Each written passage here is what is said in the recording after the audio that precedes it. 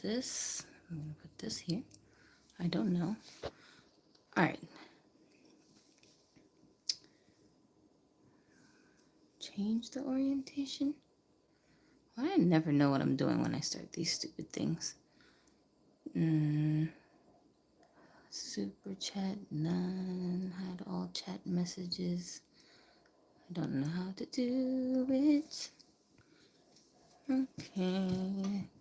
So, before we get started, let me make my disclaimer that I am an alien. Psych. No. Jasmine, hi. Hi. So happy to see you guys today. Hi, Coco. We're gonna do a little Q&A today. And while I'm doing it, I'm gonna try to multitask because I'm so good at it. And so I'm gonna turn my view around to my little dolly station. Hi, Ben. And we're going to try to redress some of my dolls on my display that's in my room. And I have like an aesthetic that I'm trying to go for with them. Hi, Meryl. But I'm not sure if I'm going to pull it off during this live because, like I said, I'm so good at multitasking that it's like, people can't handle it. You know what I'm saying? Hi, sweet earth. So I'm going to try. And that way I can answer you guys' questions while also getting this done at the same time, kill two birds with one rock or whatever the saying is. So we're going to try that. If you don't know me, hi, Dominant. Ooh, I like that name. My name is Gypsy. And so I've been on this channel for God knows how long. Sometimes I take very long hiatuses for mental health breaks and different things, which I still haven't explained to you guys, like where I went the last time I disappeared off the internet. But I don't really like stop making doll content or like lose interest in YouTubing. I just need breaks sometimes, so I'll go away. But this last break I think is probably the longest I'm probably ever gonna take because I I improved so much in my mental health while I was gone. Like I've never had help like this in my entire life, and I'm almost 40. So it really paid off taking that break. So now that I've had the help that I needed in therapy and stuff, hi Queen Offset, I think I'm more prepared, I guess, to deal with the issues that come with me trying to juggle like YouTube and other stuff going on in my life. So I don't think that's gonna happen again anytime soon. But anyways, so we're gonna get into it. Let me turn this camera around. And because I time myself for about an hour of time when I do these lives, I can't guarantee it's going to go over that, but I'm going to try and get these specific dolls changed while we're talking. So let's figure out how we're going to do this. Okay, we're going to have to switch the camera angle because I'm smart. And then we're going to get to you guys' questiones. And let me show you. Wait a minute. What the heck did I just do? I didn't turn anything. Oh, see how smart I am? I keep trying to tell people. They don't believe me. I don't know why. Why do they not believe when I say I'm smart? When smart people say they're smart, you're supposed to believe them, okay? That's how that works. Duh. All right, now, look at her hair. Her hair look crazy, girl. But that's how she like it. All right. Oh, and speaking of hair, let me update you guys right quick. Where'd she go? Girl, I'm looking for a bald-headed doll. I didn't even recognize her. All right, so this one is my last doll of the kit number 1, You Create Barbie Basics dolls that I have to root. So she's still wearing a little wig, and my trouble with her is that her hairline is very difficult to get right. So I had to erase it and draw it back on so many times, and it's still not finalized, but I'm not going to work on her further until I can do it on camera with you guys because a lot of people have been asking me what my process is for how I root dolls. I did explain it in the last 2 videos where I showed you guys how I did her hair and this one back here, but I didn't demonstrate the actual rooting process itself. I just explained what I did and took some like progress photos and footage along the way. So what I'm going to do with this last girl is I'm going to show you everything step by step from the beginning. Don't mind me. It's going to take me a little bit longer to put it together because I am horrible at making tutorials. Like, I just overthink so much. Hi, everybody who's jumping in. We're gonna do a Q&A if you guys missed that part of the live. Um, but yeah, so I need to like film it more systematically with this one. So I'm gonna save her to do that with step by step with you guys.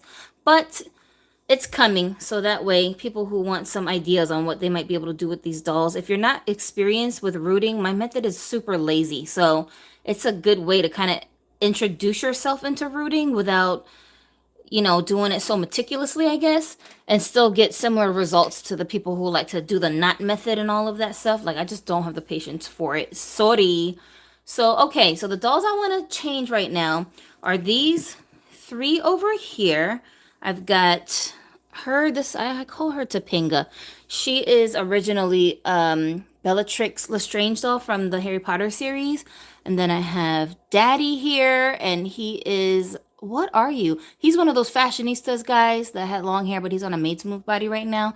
And we've got, what is this? This is my Bentley that I named after my little baby that I miscarried last winter. Is it winter? Is October winter, or is that fall? Well, October. That's when I had went into my emergency C-section, and this was the first doll that like was delivered to my house after I came home from the hospital, because he's the, which guy are you? This is the Ryan Gosling sculpt for I Am Kenneth Ken that came with this hoodie.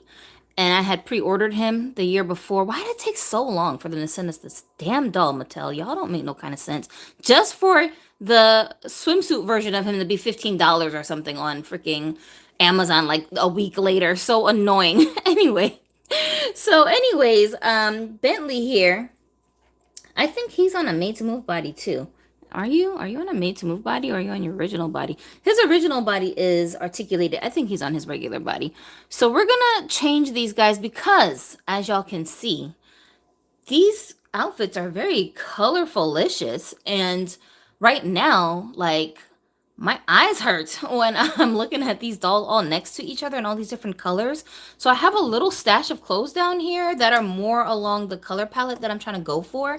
And I prefer for my doll displays to look more like this. It doesn't have to be like all black, but just less bright colors all at one time. And like this one here, she's also on my display. She's definitely got some poly hair, which is such a tragedy. Such a tragedy. I love this doll, but I hate her hair. I call her Luma. And was there anyone else? We're going to start with these four. There's like a whole lineup of dolls. When I do the edited version of this live, I'm going to show you guys the before and after, like the before footage of how the dolls looked up on the display all next to each other, and then how they're going to look when we're done and we put them all back up on the shelf properly. So we'll start with one of these folks here. Let me just look at your questions real quick and see if there's one I can answer while I'm working on the first doll. Coco asks, at this point, do you believe the Aaliyah Barbie will be released? Ooh, good question. I wanted to talk about her, actually. So, I have been getting a lot of different reports from people about the Aaliyah doll, which is this one right here. Oh my gosh, wait a shinika. Y'all, this doll, I swear, she's like trying to escape. You know what? Since you want to do all of that, give me your skirt, because I need this. See, this is what happens when you try to draw my attention too much. All right, I told you to sit still, and you don't want to listen. So that's what you get. What can I replace the skirt with? I don't know. I'll worry about you in a second. Okay, you just sit here and behave. Gosh, I hate when I have to repeat myself. Anyway, yeah, it's such a shame what they did with this Aaliyah doll. Like, it irks me so bad, and I know, like, there's no excuse for it. Like, Mattel, y'all they straight up lied. They didn't even tell us what was going on with this doll. Like, they just dropped her out of nowhere, all hush hush. And then you just had to figure out that the doll was available for sale when she was. If you were not super tuned in with what's going on in Dollyverse, then you just would have missed it, you know? And even, like, people who were not doll people, like, people who were just fans of Aaliyah, they were just going in, like, trying to stalk the doll so that they could buy it. Now, when I look at how they are doing the LeBron James doll, I'm just sitting here looking at them like, Mattel, y'all weird. Y'all are mad weird. Why would you like you? It's what is it? The 23rd, I think, is when the LeBron James doll is supposed to be dropping. They already have pictures of him, like promo shots, available. Information about the doll, the price point of the doll, all this stuff is available now, so you can prepare yourself to budget him into your doll budget. And I'm like, LeBron James is not as big of a deal as Aaliyah was. Like, why y'all doing all of this promoting for a doll like that? But Aaliyah cost $55, and you were being all hush hush and quiet about it.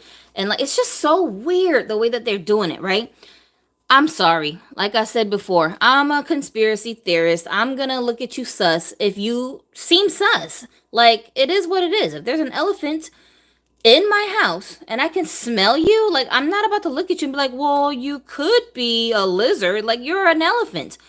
You look like an elephant, you sound and you smell like an elephant. Like, what else is it? What else could it be? You about to sit here and gaslight me and tell me I'm being paranoid? Whatever. Like, I just can't. So I can't take them serious. I don't trust Mattel. I feel like they should have re-released this doll properly. I'm getting reports from people who are saying that they are able to find the doll kind of like accidentally at Target stores here and there. Very, very sparse, you know, random stores. And when they tell me they're seeing them, a lot of people are saying they only see one on the shelf or two, or they're just actually going in there and just badgering the workers to have them go look for the doll in the back room. And then they'll look out and find one. And somebody said that they had the doll still inside the shipper. I'm like, why would the Target store have the doll in the shipper? In the back room? What is happening? I don't get it, you guys. I really don't get it. It's just so bizarre. It's really weird. It's just bizarre.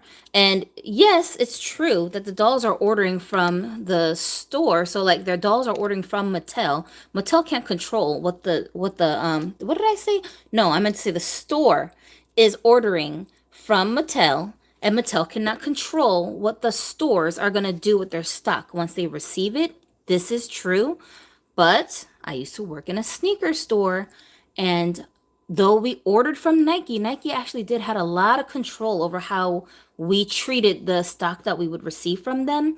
Sometimes they would give us, like when we would try to order certain sizes, they'd say you can only order this many of that size. And then when we try to order certain colors, they'd say you can only order this many of this color. Or they would say you can't put this shoe out on display until this specific date and this specific time. So they did control to some degree like what the store was going to do with the stock. Now, me having this inside scoop, I can't just believe that Mattel is out here telling people, oh, you can order as many as you want, and each store is only ordering 2 dolls, 4 dolls. I highly doubt it. Highly, highly doubt it. No, there's a cap of how many they're allowed to send to certain stores. So even if they wanted to, they can't order that many. And the stores are being told by Mattel, you can't pull this doll off onto the shelf until the specific date. These rules are in place as part of the contract so that they can be allowed to carry certain items in the store. Again, if you just don't want to believe that, well, then that's your problem. But I believe that Mattel does control a lot of the narratives behind certain dolls, like Aaliyah. They just want people to think, oh, well, this doll is only this popular. This doll is only this many people wanted it. Like they like to have these kinds of weird narratives going for their own purposes. Don't ask me why. I'm just saying Mattel is a very white company that's run by an American corporation, and those of us who have grown up in America, we know what it is. We know what it is in this country, and it sounds like race baiting to say that, but it's too much evidence over the years. Our government can't even be trusted when it comes to certain things. So why would it be any different with these companies that like to promote specific narratives, ideas, and imagery? For the longest time, parents have been complaining that all their kids' dolls are blonde hair and blue-eyed Barbie dolls with fair skin, and that they don't want their children growing up looking at images of women and beauty standards to only be this one type of look. Isn't that why Mattel had to concede eventually and come up with this doll evolves nonsense after Lamley started creeping on the scene and they thought they were going to take all their shine away? You know what I mean? Like, it's a company at the end of the day. They don't care about us. They care about making money. If they think that they can pander to their audience and make money off of us, they're going to do it for 15 minutes. and then go right back to what they normally do. Tevin said, "Do you hear that Mattel has dropped DEI?" Oh, this is another great question. All right, some of you guys are not going to agree with me about this, but here's my take. It's kind of related to what I just said. To me, DEI is bullshit because I never believed in it in the first place. In the sense of, I never believed that any of these stores, Amazon, Target, yada yada, whatever, whatever, Hollywood, I never believed that any of them in the first place gave a hot damn about no DEI. You know what they do give a damn about? Money. So if they think everybody online who's screaming and yelling that they want more diversity and more representation and more this and more that, if they think that these people are so like trending that it's actually going to make a difference in their bottom line, then of course, for 5 minutes, they're going to say, ooh, gay lives matter. Ooh, rainbow lives matter. Ooh, feminism. Ooh, they're just going to throw all these keywords around to pander to people who they think, oh, as long as we act like we stand for something, these idiots are going to come over here and spend money. That's all it is. I don't know if I like this. I don't know why I keep trying to put this little white piece on her. Like, it's not even meant for her body type. It's for a curvy doll. I'm so, like, stubborn. I just keep wanting to use this piece for this doll. And I don't know what it is. Why is it? But it's not working with this thing, so I'm sorry, my friend. I feel like this girl, her character, like she likes to dress in layers. So every time I dress her, I always put her in layers. But today, it's not the day for this one. We're going to have to find something else, my friend, okay? I'm sorry, Luma. I'm sorry. I tried. But we'll work on it. We'll build up on it. You just stand by for a hot minute so I can figure out what I want to put on you. Anyway, yeah, I never believed it in the first place. They always were BSing. Since when does Amazon give a damn? Since when does Target? And I'm looking at people like, some people are out here straight up trying to boycott them. And I'm like, why? When they weren't preaching DEI, you still shopped there. So when they weren't acting like they wanted to have a rainbow section in the Target store, you still shopped there. So now all of a sudden, because they said DEI for 5 minutes and then decided to take it away as soon as possible, they didn't wait. They didn't vote. They just immediately was like, oh, we don't have to do this no more. Okay, bye. That's all it took? Bruh. What's the point of boycotting them at this stage? I feel like you already was shopping there. So, like, what's the point? You didn't have this stance before DEI was in place. Why have it now? It just doesn't make any sense. Only because, in my mind, I look at it like, for one, you need the stuff that you buy from these stores. So, where are you going to get them at now? And for two, y'all so quick to just go along with some store's propaganda because they say all the right words to you. You know, to me, this is the same thing as like being with a guy who just love bombs you and then you believe everything he says. And then when he punches you in the face later, you're like, oh, where did that come from? He was always a weirdo. He was dropping all kinds of little red flags and hints that he was a weirdo, but you didn't want to believe that because he just love bombed you and bought you a bunch of flowers and cupcakes. So really, I mean, can you really get mad at the situation other than to say I need to have better judgment and not go running after guys who are going to punch me in the face later when I first meet him, he's just saying a bunch of nice things. Like, have a little bit more scrutiny. You know what I'm saying? So to me, I don't support companies based on their politics. I don't give a damn. I am a consumer and you are giving me a product. Do I like your product or do I not? Do I like the price or do I not? If I can't look at it from that standpoint and stay very objective, then I'm not going to support you because of your politics, because that's not what this is. You are a company, you are a business. You're trying to make money, you're trying to exchange goods for money. That is the primary objective of any business. It's all talk when people say, oh, especially in America, I'm a corporation, but I give a damn about the homeless. No, you don't. Stop lying so much. And I'm not about to be stupid over here and just believe you because you said it. Where is the proof? It's like when they was talking about DEI, DEI, DEI. Where was the proof? There was no proof that these guys were actually following through with what they were saying. Give me a break. It's like, I'm not over there at your company seeing who you hire, what your hiring process is like. This girl Topanga is kind of like, she's kind of like a, what am I trying to say? She's like a free spirit girl, you know, one of these fortune teller wannabe chicks. And so I always like try to pick out stuff to put her in that kind of reflects that style a little bit. So I don't know if this is going to be a challenge trying to put her in all black Well, not all black, but mostly black. Let's see. Yeah, like I just can't. I'm sorry. I'm just the kind of person who's like, I'm not about to go run after something because it's trending and it's a fad. Like, for why? For what? If I'm not critically thinking and making my own decisions, I can't do it because everybody else is on it. And I can't. I just can't do it. If you want to boycott these companies because of your own personal, reasons. I was watching, actually, speaking of, Melissa from My World, and she was discussing her own view on why she was trying to stay away from some of these companies, and I could totally understand her logic in the way that she was looking at it. And I respect that. I respect people kind of having their own, thoughts about these things, and showing their support, or taking away their support with their money. I do respect it. I'm like, stick to your guns. If you say you're going to do that, then all the way do that. You know what I'm saying? But I have no expectation for any of these companies to mean it when they say that they care about people, because they don't. They never will. They never did.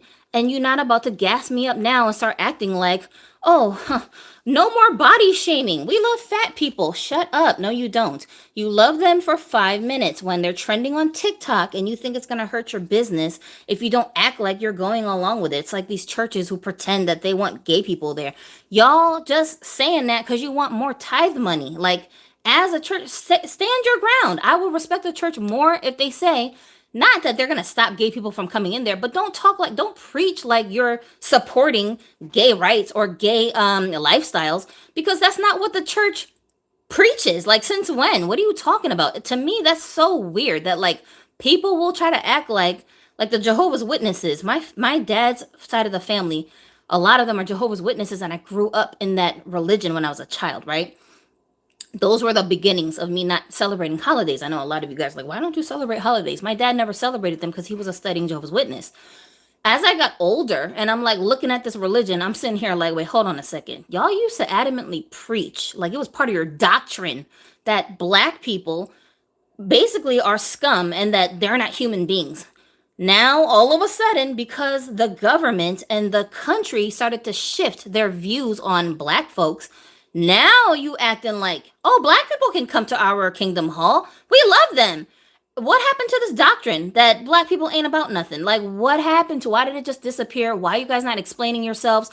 Why, like, there's no explanation. If you ask a Jehovah's Witness about that whole thing, they will just like sweep it under the rug. They don't want to talk about it. But that was a real thing that was affecting real black people in this country, while y'all preaching that your church is saying that I can discriminate against you because you black.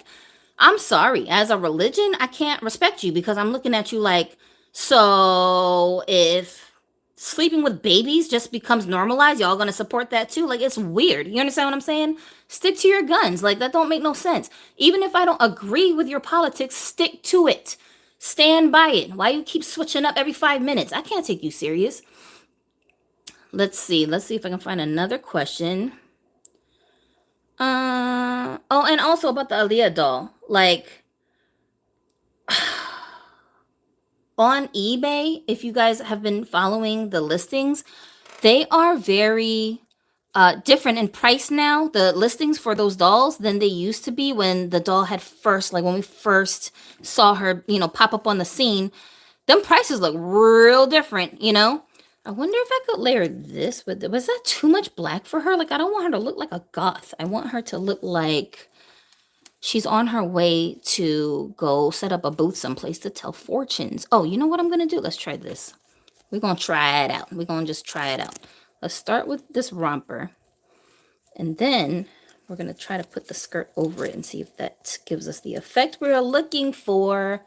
I'm so bad at doing this on camera, you guys. All right, I'm missing questions.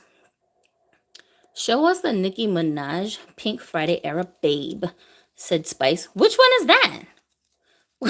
Which one is that? I don't know which doll that is. Let's see. Let's keep going. Spice said you ate that bangs reroute with the cheap weave. Honestly, thank you, thank you, thank you. I really was just experimenting because I didn't know how it was going to turn out. But the great thing about rooting is that, honestly, if you hate it, you can just rip all the hair out and start over again. It's a lot of work to do that, but it's not permanent. Who is the doll with the gray in her hair? Says Megan. Is this the one? This the one with the gray in her hair? This is originally Bellatrix Lestrange from the Harry Potter series, which was for some reason so difficult for me to find. I had to like stalk this doll's listing to find her. I think I got mine on. I think I actually bought this doll on Amazon Canada. Like, I don't think it was the American Amazon for some reason, because I remember it being kind of like not my usual way of buying dolls. And I do normally buy my dolls on Amazon. So, if my memory serves me correctly, then that's where I got her. But it was so worth it. She is right now on a tall made to move body, but her original body does have articulation, but she got one of those weird bodies where like I think her body has like those strange giant feet that just never fit any doll shoes. I think, if I'm not mistaken, I don't remember because I took her off of that body so fast, like immediately. She could have had a regular articulated body. She had some kind of articulated body, that I know, was not stiff, but I wanted her on a made to move, so I swapped her out into this tall body that I think came on. What body is this? She's super pale too. This is one of those Barbie Looks dolls. Victoria from the Barbie Looks series on the first wave with the like platinum blonde hair. Where is my Victoria doll? I swear, sometimes I'd be like, what happened to my dolls? Because I can't remember what I did with. Hey, you know what? Her little pink hair band kind of goes with this shirt, sort of, right? Hold on. Okay, hold on. Let me see if I'm doing this right, because I don't know if I'm getting the look that I'm trying to go for with these dolls doing it like this. I'm so bad at doing things on camera. Like, ugh. And I call myself a YouTuber, ill. Like, okay, do you see what I'm trying to do here? Like, I'm trying to, okay, but I don't know if I'm trying it good enough, so we shall see. Okay, so I did make some adjustments to her though. She doesn't look the way she came. I made her lips darker, and I gave her like a mole on her face, and I gave her some jewelry on her forehead, which I used puffy paint to do. So this is actually on her vinyl. I can't like, rub it off, but I can scrape it off with my fingernails if I just don't like it there anymore because it's puffy paint. So that's what that is. But I figured like she would probably actually just walk around with jewels in her hair like this. So I just left her like that. I think at some point I do want to try maybe giving her like some tattoos, but I like the idea of her having henna style tattoos. So I think I might do that like on her hands or something, or like the back of her neck. I'm not huge on tattoos, so I haven't really ventured into trying that out with her just yet. I'm like trying to get like a mental collection of dolls in bulk that I want to give tattoos to, so that I can do it all in one sitting, because I don't have the patience to customize one doll at a time. Like, ugh, please stop it. Do you still own any Mycene dolls? Spice asked that question. The question, do I own any Mycene dolls?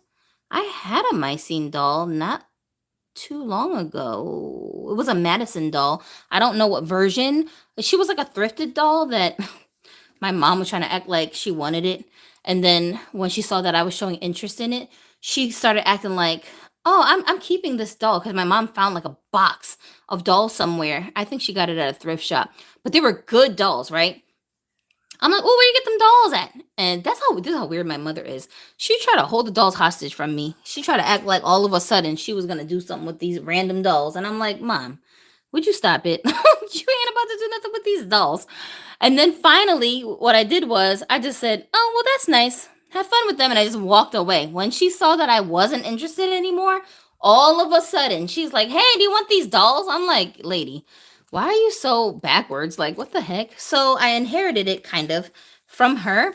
And I used to collect Mycene dolls when I was in high school. Heavy duty. But that was the only one that I had in my recent collection, although now I don't see her anywhere, and I just recently went through my boxes of dolls to figure out what I wanted to sell. So, like, I didn't see her in there. So, what happened to it? I don't know. I done moved so many times, by now since I got that doll, because I had that doll back in New York. I done moved at least 2 or 3 times since then.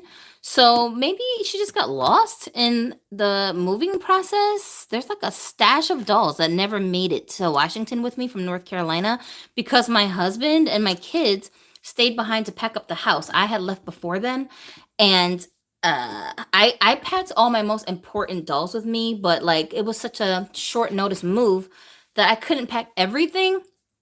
But my husband, he was like, well, she's gonna cry if I don't bring these dolls. So he tried his best to get all the other dolls, but there was like a little stash of dolls that were like in a box somewhere that I was trying to customize that was in my office that I think he missed. So that stuff I think got maybe left behind. But she could have been in that stash. I don't know. I don't see her anywhere. So I don't think I have any Mycenes in my collection right now. Galaxy Dolls said, do you glue the hair when you're done rooting or just leave it in? So I don't glue the head. Well, I didn't glue the head, I should say, for the last two that I did. I think the doll before that I did, I didn't actually glue it inside the head. I glued, okay, well, you know when you knot the doll's hair strand from the inside? Instead of knotting it, I just put glue dabs on the ends of the hair to keep it in place and then pulled it through. So like, does that count as gluing the hair? Maybe, but it's like a getaway of gluing it, I guess.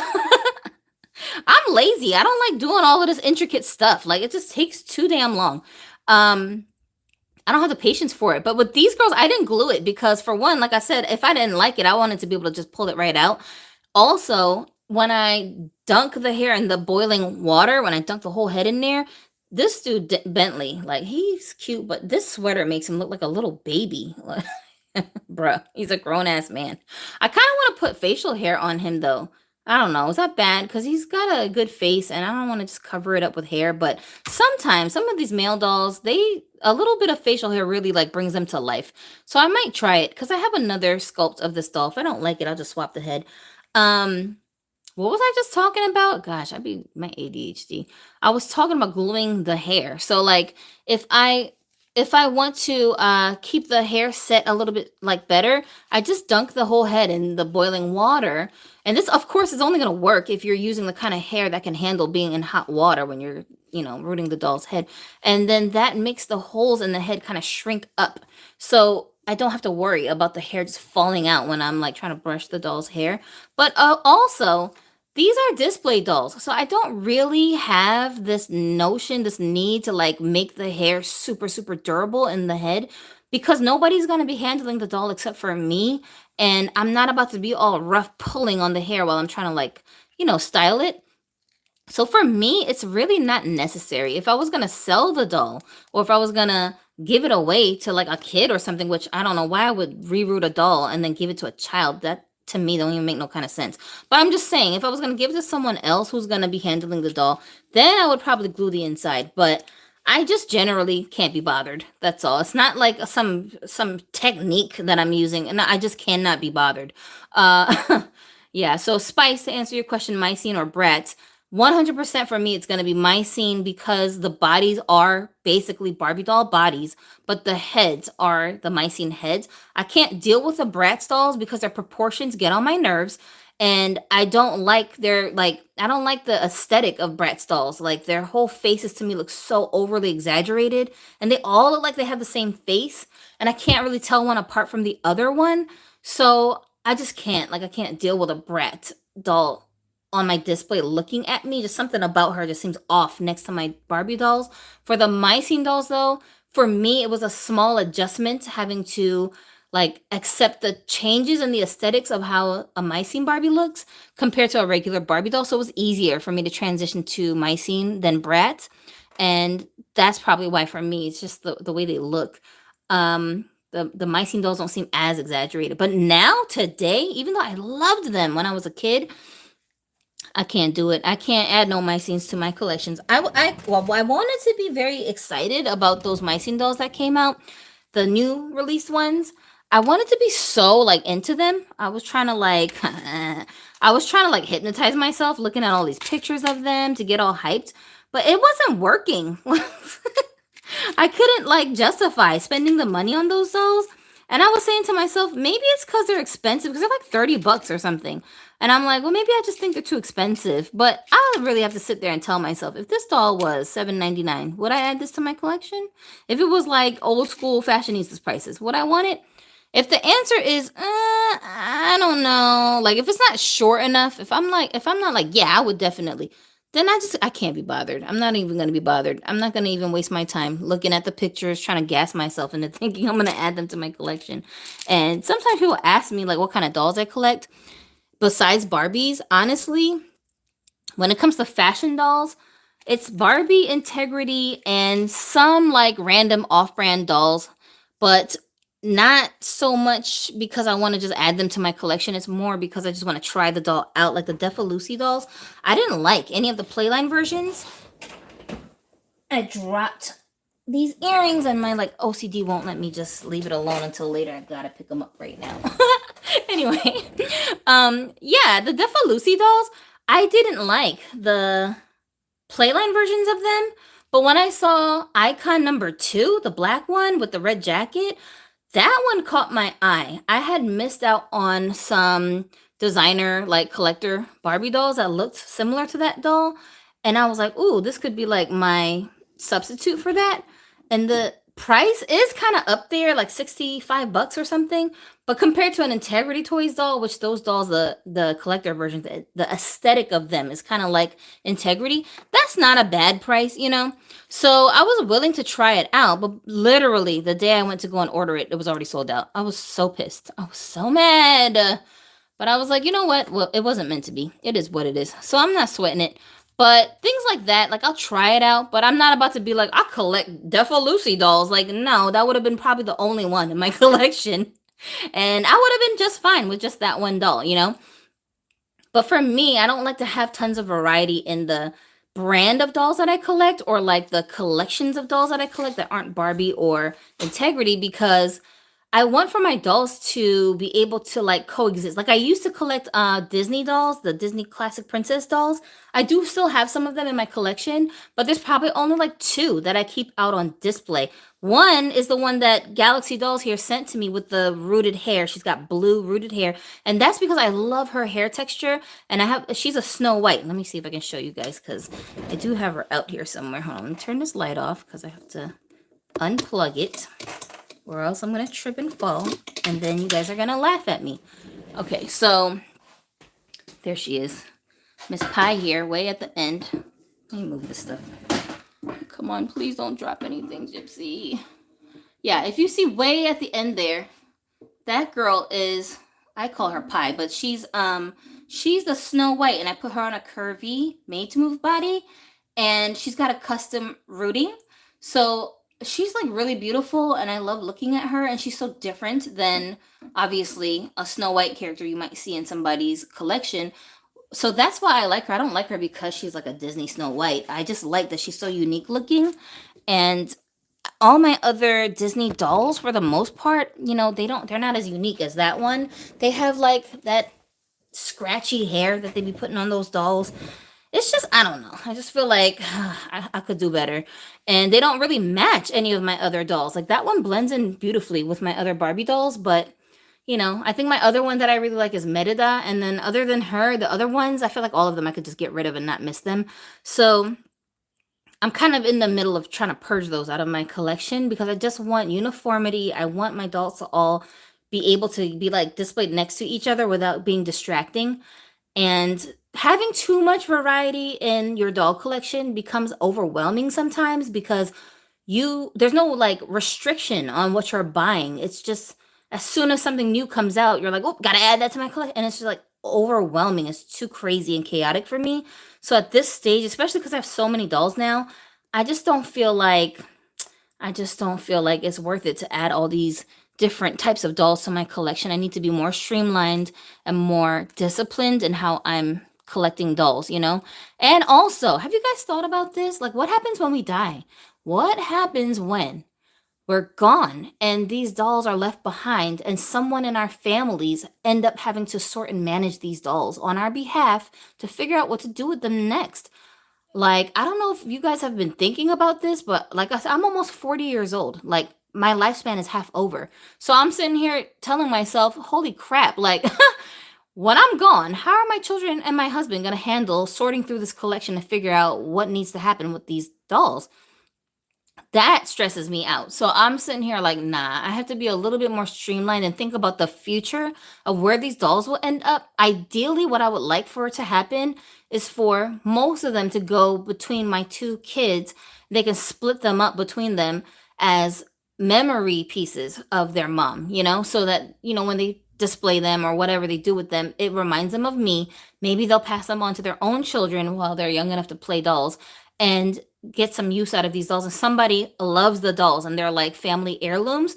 But that's my wishful thinking because I'm a doll collector, and I would have loved for someone to just give me a bunch of dolls upon their passing. I just inherited a box full of beautiful dolls. Like, that would have been a dream for me as a kid. But just because I want that doesn't mean by the time I have grandkids, it's that Mattel will even be around. Like the way the company is going now, who knows if they'll even be here. So what's that guy, Mr. Frankenstein, that's running the company over there? I mean, he seemed like, I don't know, he seemed like he's not that interested in keeping the company alive. So I'm just saying, what if that ends up happening? You know what I'm saying? And then by the time our kids reach an age where, or not my kids, but like my kids, when they reach an age when they're playing with dolls, maybe these dolls will be totally played out. Maybe they'll think they're super old fashioned and ugly, and they're like, ew, I don't want that. Like, I need an Xbox.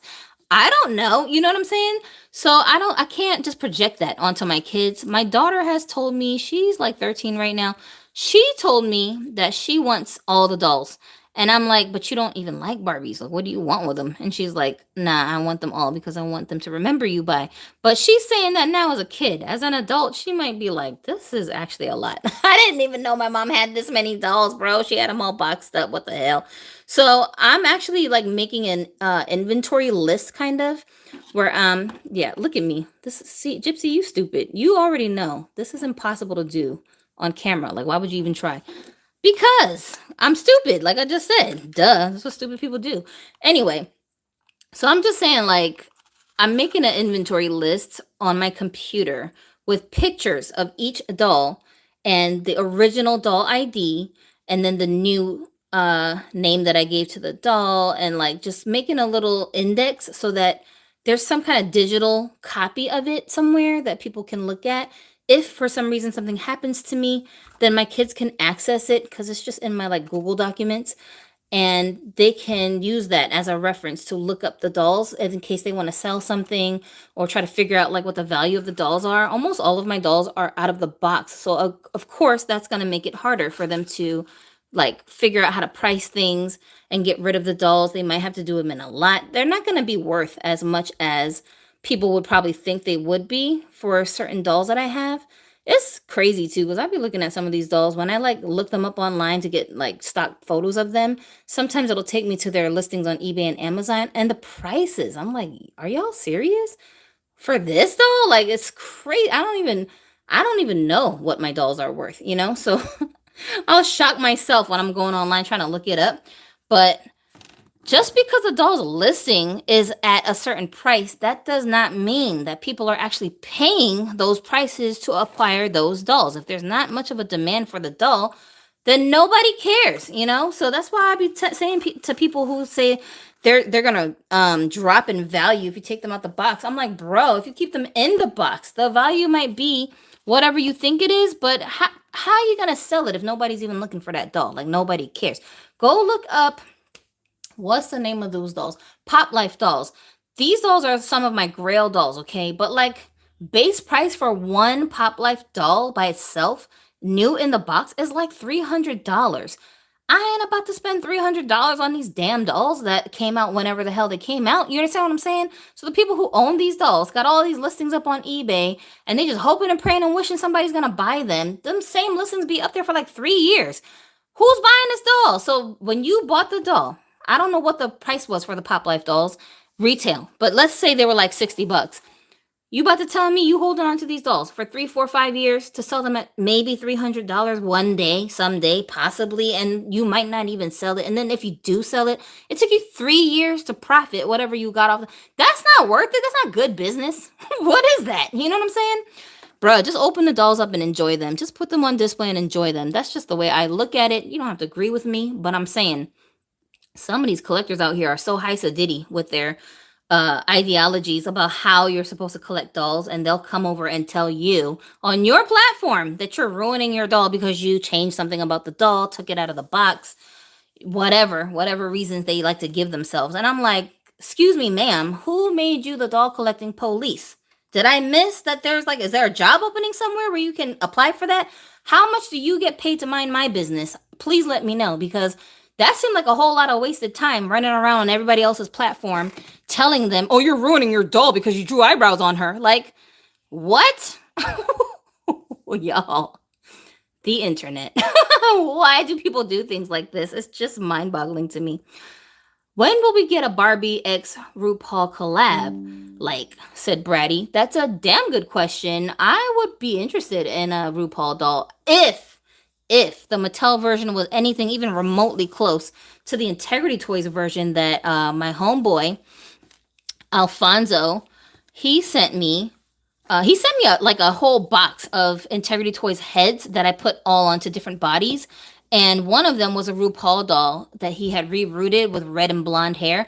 And she's beautiful. And I love her. But like, I don't know if Mattel could ever. I don't know. But if they could, I would be interested in that doll. I would just want them to do it justice the way that Integrity Toys did. She just looks immaculate. Like the face. I'm talking about the face mold looks just like her, the face screening, and like they made her look so sexy, like they gave her like such a sultry look, and I'm just like, bruh, this is it right here. This is it. So I hope if they did do a RuPaul doll, that would be nice if they could do it something like that. You know, I don't want her to look cheesy, like with a big old giant grin. Like, nah, I'm good with that.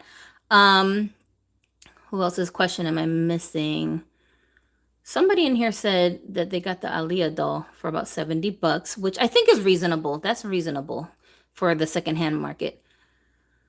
Can I use, what is Posca pen paint for customs? Will it stay on? That's a damn good question, Simone O'Connell. I have no idea. What is this that they're asking about? Somebody know? Answer that question for them, please, if you know. Meryl King said, LeBron James doll be perfect antagonist, villain, and narcissist. Those are not toxic men look up to. Yeah, I agree. Let me see. Urban 20 said Barbie x RuPaul. Isn't that the green hair BMR 1959 Ken? No. Wait, what? I'm confused. What do you mean? This guy? What's RuPaul about this guy? I don't understand. He did used to have green hair, but I shaved all his hair off, and he had some lipstick on, but he's not even close to RuPaul. He got a long way to go. RuPaul looked like a straight up woman. Like, when he's in his drag, you would just think he's a girl. Like, he pulls it off. Let's see. Spicy Shaw. Hi. I know I'm mad late saying hi to you. Let's see. Let me just look for a question. What do you remember of Barbie while living in South Korea as a kid? Spice, you over here asking me all these thought-provoking questions. Digging all up in my thoughts, okay? But I'm going to blame myself because I did tell you guys you can ask me whatever you want. Also, if you have questions about me as a person or just like, my personal life, that's fine. You can ask those questions. I'm not a private person. I think people sometimes when they're like online, there's like a barrier of the kinds of things they'll discuss with the public. I'm not that kind of person. Like, I don't really care. So I got nothing to hide. And like I said earlier about, being on your stance, I can back up whatever it is that I believe in with logic. So I don't have an issue with talking about it with people.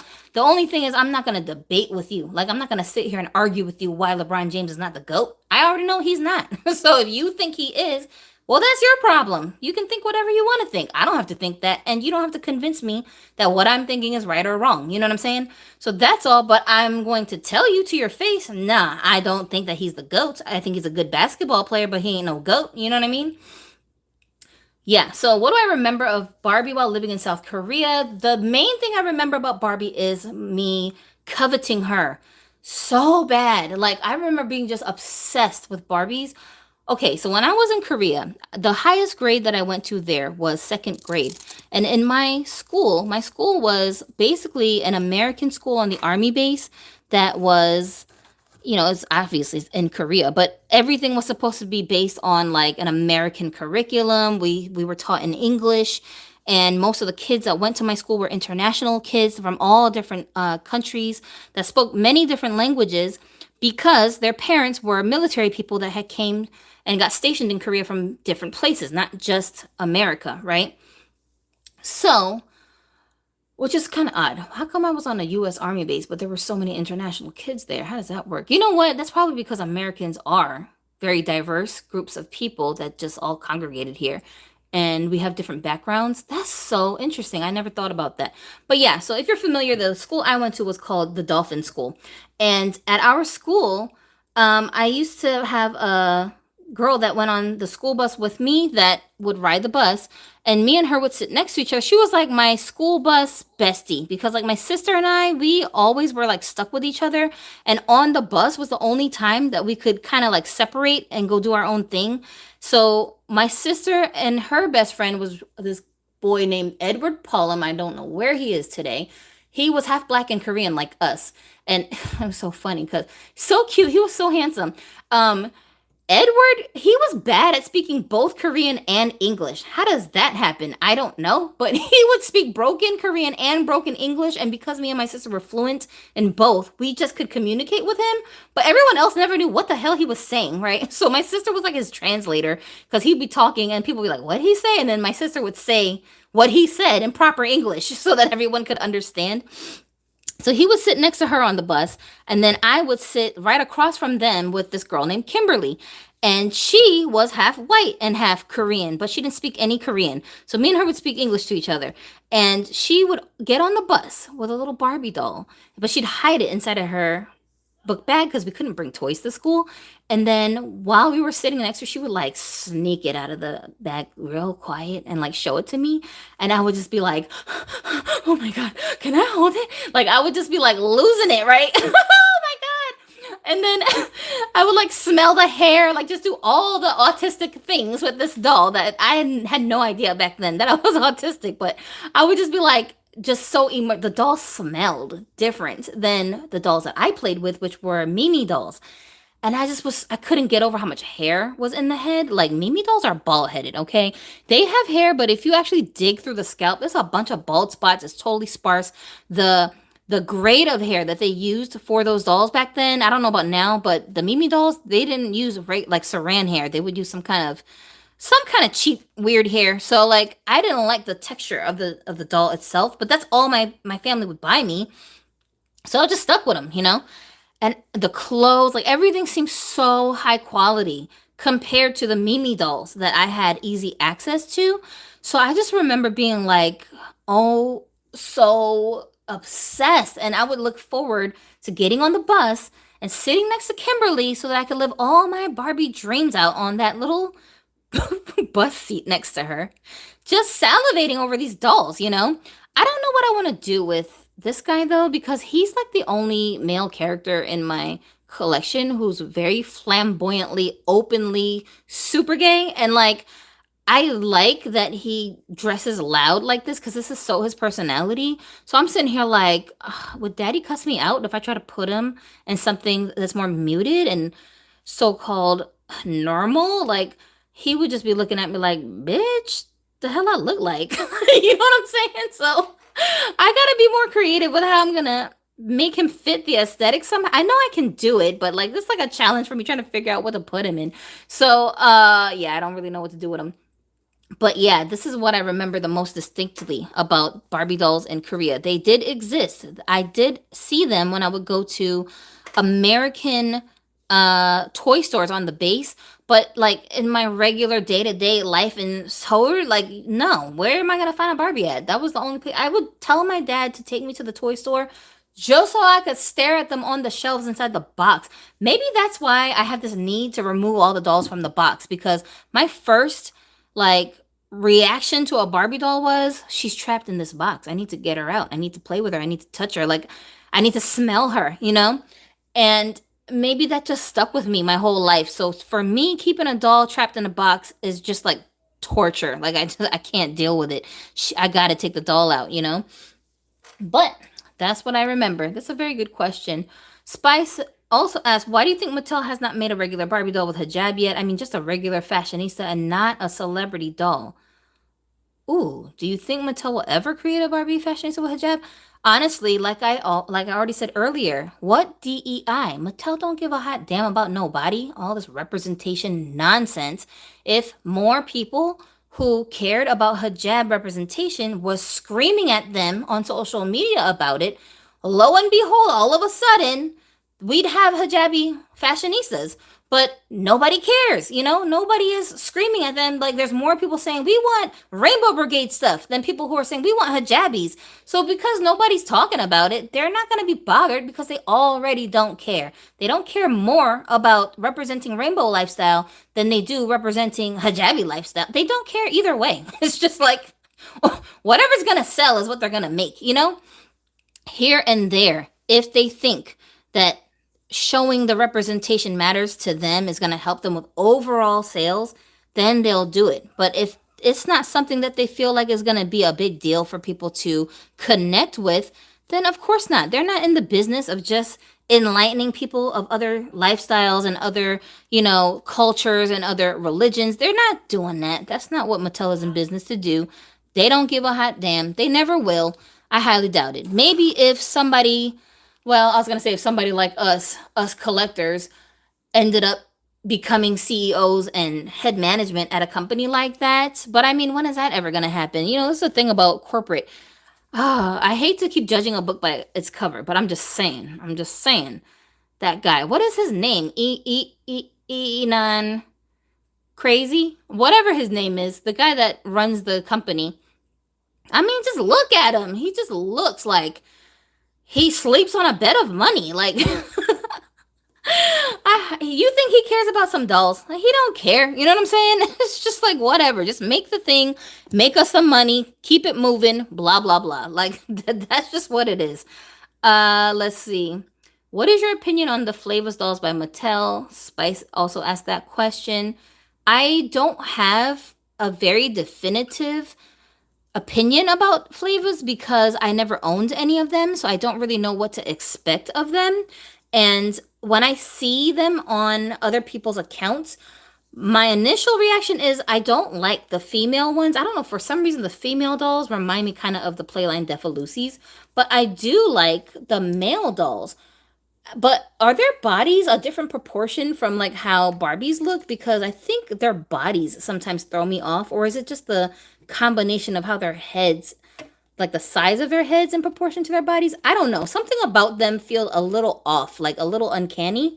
So I don't think that they ever really like intrigued me enough to research them more. But I don't have a problem with them. I don't think that they're like whack. I just think for me in my collection, I'm not missing anything by not having those dolls in my collection or never having experienced them. Some dolls I feel like, you know, I don't know. Some new dolls I really gravitate to, I like the Pretty Girls dolls. I really liked those, even though they all had the same head sculpt. But each doll felt very different in the way they were styled and the way that their hair looked. So something about them was a slightly different from each other. So I still have my Pretty Girls dolls somewhere stashed away. But certain other dolls, like for example, like Latinistas, not interested. Like I don't want to deal with it. Their bodies are garbage in my view. There's nothing I can do with your body. I'm gonna have to rebody you. And then your faces are not unique enough for me to feel like it's worth using another body for you. And then their hair just looks like a lot of management. Like it's just long, bushy hair for the sake of having long, bushy hair. And it just feels like a lot of work trying to adjust the doll to my liking. And then the clothes that they come with, to me, is not nothing special. So, like, it just really nothing about the doll that appeals to me this way or that way. Like, if I don't have them, I'm not gonna cry, and they don't feel innovative enough for me to feel like I gotta add this to my collection to experience. I don't really care, you know.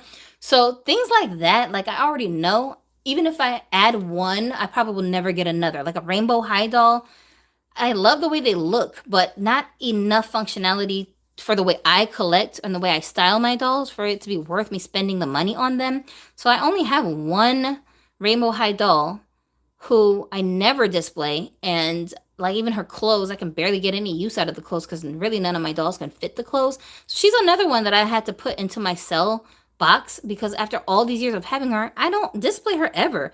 I like her though. That's the crazy thing. I like her. I like the way she looks, but she just doesn't fit in with my collection properly. And I can't style her the way that I want. So I have to get rid of her, you know? All right, let's see. Another comment. Disney toys are for fun.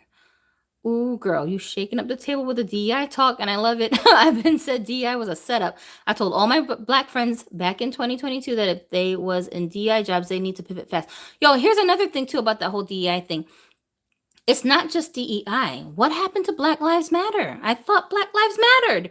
Everybody forgot about it. Like nobody says that anymore. There is no hashtag anymore. We're not wearing the t-shirts anymore. No one's screaming online because you won't support Black Lives Matter anymore. Because also that was always a lie. It's like America has such a cult mindset in this country when it comes to ideologies. If enough cool looking people put it in a rap song, like everyone will just bow down and worship and say, that's what I believe now. And you're like, what? What happened to gender pronouns? Everybody shut up about that. What is going on? You know what I'm saying? It's like, y'all, make up your mind. What is happening in this country? I'm starting to think it's because this generation of like so-called new adults, the people who are in their 20s, they're so protected by their parents, the way that they grew up.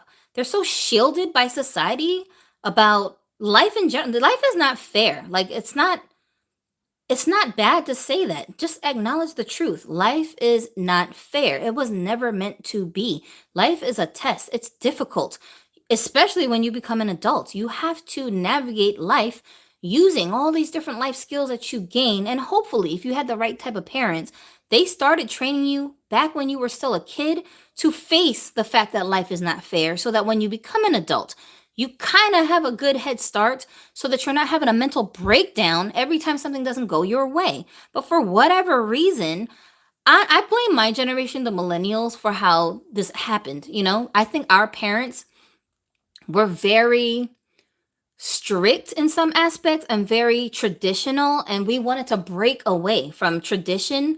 So we rebelled, you know? My generation was like the first of the young girls who were being told constantly, oh, you can be independent. You can do anything a boy can do. You can be better than a boy. You don't need a boy. Like they were talking to us like this with this feminist ideology since we were teenagers and drilling it into our heads, almost shaming us if we wanted to get married and have kids and become housewives. I remember as a teenager when somebody would ask me, what do you want to be when you grow up? And I would say, I just want to be a wife and have kids. Like, my job is being a wife. And they would be like, this when I was like 17, they'd be like, that's all you want to do?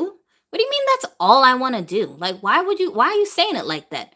What? Like, that to me makes no sense. You know what I'm saying? You need mothers. We need mothers in the home building culture so that our children don't grow up and tell themselves, oh, I'm going to go work at this company just because they want somebody who's a woman there. Bro, I don't want you to hire me just because I'm a woman. I want you to hire me because I'm good at my job. Like, this is weird. You know what I'm saying? We keep identifying ourselves by things that I don't need. Like, for example, you know, the whole LGBTQ thing, it's like it went overboard. Yes, LGBT groups should have equal rights as everyone else, but I don't need you to make that your whole identity. I don't need you to announce to me which body parts you like to touch. Like, that's not important. You understand what I'm saying? Imagine if straight women were walking around saying, oh, I like boys. I like boys. I like boys. I like boys. Like my whole personality is just I like boys. You'd be looking at me like, are you okay? Do you need to sit down and get like a cup of tea? Like, what's going on with you right now? You gonna look at me like I'm crazy. I'm coming to work and keep announcing to everybody, guys, I like boys. Are you guys respecting me? Because I like boys. Why do I need to do that? You don't need to do that. Don't make that your whole damn personality. Just be yourself. What are you good at? What are you into? When I talk to my friends, my openly gay friends, you know, we have these conversations. They're so irritated because they're like, no one even takes me serious anymore because these people are out here just waving a flag everywhere they go and it's not that serious. Like, calm down. They acting like somebody's stopping them from doing something. Nobody's stopping you from doing nothing. You're just being obnoxious. That's really what it is. They don't dislike you because you're gay. They dislike you because you talk too damn much. Calm down. They dislike you because you take everything offensively. This generation is so offended by everything, everything. But at the same time, they'll tell you, oh, listen to my opinions, listen to my truth, respect what I believe, respect what I think. I should be able to dress how I want, talk how I want, think how I want, live how I want. Okay, you can do. Who's stopping you from doing it? It's just stop screaming at everybody about it. You know what I mean? Somebody said your husband is Muslim. What is his opinion on gays? That's the thing. We don't give a hot damn what the hell you want to do with your life. Just don't come over here announcing it to me everywhere you go. Because who cares? That's what I'm saying. It's like, you're not special because you're gay. You are special and you're gay. There's a difference. You feel me? I don't think people understand this. They're trying to make being gay why they're special. I'm not special because I'm a woman. I am special because I'm gypsy. My personality and character that I've built over the years is why I'm special. The talents that I have mastered and am in the process of learning, that's what makes me special. My ability to learn from my mistakes and do better next time, that's what makes me special. Me giving respect to other people just because you're a human, not because you earned it. That's another thing that began on my nerves. People are like, you didn't earn my respect. Who the hell are you for me to be earning your respect? Just respect people because they're humans. Like, I don't need a reason to respect somebody. I just will, because why wouldn't I? It's so strange and entitled, in my opinion. So I'm like, I'm just going to respect you because you're a human. I'm not going to disrespect you because you're something I don't believe in. Oh, I'm an atheist. That means you hate me. No, I don't. I hate when people throw these words around: homophobia, fat phobia, this phobia, that phobia. Nobody is phobic of you. You're just annoying. That's all. Just stop being so damn annoying, and then maybe people will like you. No, you're not going to do it? Okay, well, well, then it is what it is, So that's what I'm saying. It's like, I don't tell my kids everyone should just love them, like them, respect them, believe what they believe, treat them nice. I don't tell them nothing of the sort. I do not tell my daughter, you are a princess. Hell to the no. You're not no damn princess. Even a princess has to serve her country and do stuff for other people. That's what makes you a good princess. So if you want to think of yourself as a princess, well, that's fine, but just know that that comes with a level of servitude. And if you're so pompous and so up your own butt that you can't do that, well, then you got to stop calling yourself a princess then, because this is not how princess, this is not how royalty behaves. And we out here just lying to ourselves and our kids, wondering why the world looks the way it looks. It's because everybody's so entitled and serving. They don't care how anybody else feels or thinks about anything. You don't have to think like me. You know what I'm saying? As a Muslim, this is the thing about Muslims a lot of people don't understand. You have to respect other people's beliefs and other people's way of life. Muslims have the utmost respect for Christians and Jews specifically because they all worship the same one God. So they don't have no problem with these people. Those people have a problem with Muslims because they don't understand Islam. They only see what they see on TV, and they just like to project that onto people that they don't even know. But like a Muslim man can marry a Christian woman, so it's not a problem. You know what I'm saying? At the same time, again, with the whole gay conversation, like, who cares? If you want to be gay, go be gay. Like, that's another thing that's confusing me. I remember when I was a teenager, everybody used to be all up in arms saying, gay is not a choice. I was just born like that. Now they're literally telling kids in the schools that they can pick and choose genders, and they can pick and choose orientations. You can switch back and forth when you feel like. There's so many girls on TikTok who are just mad at men because they all picked horrible baby daddies, and then they go run off and try to date women. Then they fight with the women too. Then they go back to a man. Like, make up your mind. Why are you all over the place? You don't even know who you are, but you tell me to respect your gender identity? Bro, next week you're going to switch it up anyway. So who cares at the end of the day? Like, leave me alone. Stop making your psychosis my problem. You know what I'm saying? People do not understand where I'm coming from. And they can't handle it because I don't like to sugarcoat things. I'm just going to say it the way that it is. And I always be like, well, prove me wrong. If you think I'm just yapping, prove me wrong. They still haven't done it yet. Let's see. I'm new to dolls. This is Mark Dodge saying, I'm new to dolls and new to your channel, but I learned so much from you and you keep it real like most all other doll channels I've seen don't. Thank you for saying that, for appreciating that about me. I don't know how to be fake. I don't know how to be like, yay, Barbie is so great, amazing, love her. I don't really know how to do that. Like, I wish I did because I probably have a bigger platform if I did. But at the same time, I don't like to surround myself with people who are even like turned on by that kind of behavior, because the moment you don't say what they approve of, they'll turn on you. And this is another reason why I'm like, nah. I would rather build my platform with people who are not like-minded in the sense of they agree with everything I say. No, you can disagree with me, but it's not, they don't make it personal because they don't believe what I believe or think the way I think. It's not personal. You know what I'm saying? They can say, like, I have plenty of people that come over here and leave comments saying that they don't want to support companies who don't support DEI anymore. And that's fine. I'm not about to be like, why would you do that? Why are you boycotting these people? I'm not questioning them. They have their own reasons for why they want to do that, and that's fine. It's their money. I am about to tell you what to do with your money. But I'm not gonna just be like, me too, just because you said that. You know what I'm saying? Like, if I don't agree, then I'm not gonna change my stance for you. That's just who I am. And if you can't deal with it, then me and you don't really need to hang out, because I'm gonna trigger you. I can't sugarcoat my mouth. Like, I'm gonna just say what's on my mind. And if some people can't handle that, like, they can't handle being around someone who will just tell them, yeah, that color is not for you, girl. I think you would look better in a different shade. You know what I'm saying? They just can't handle it.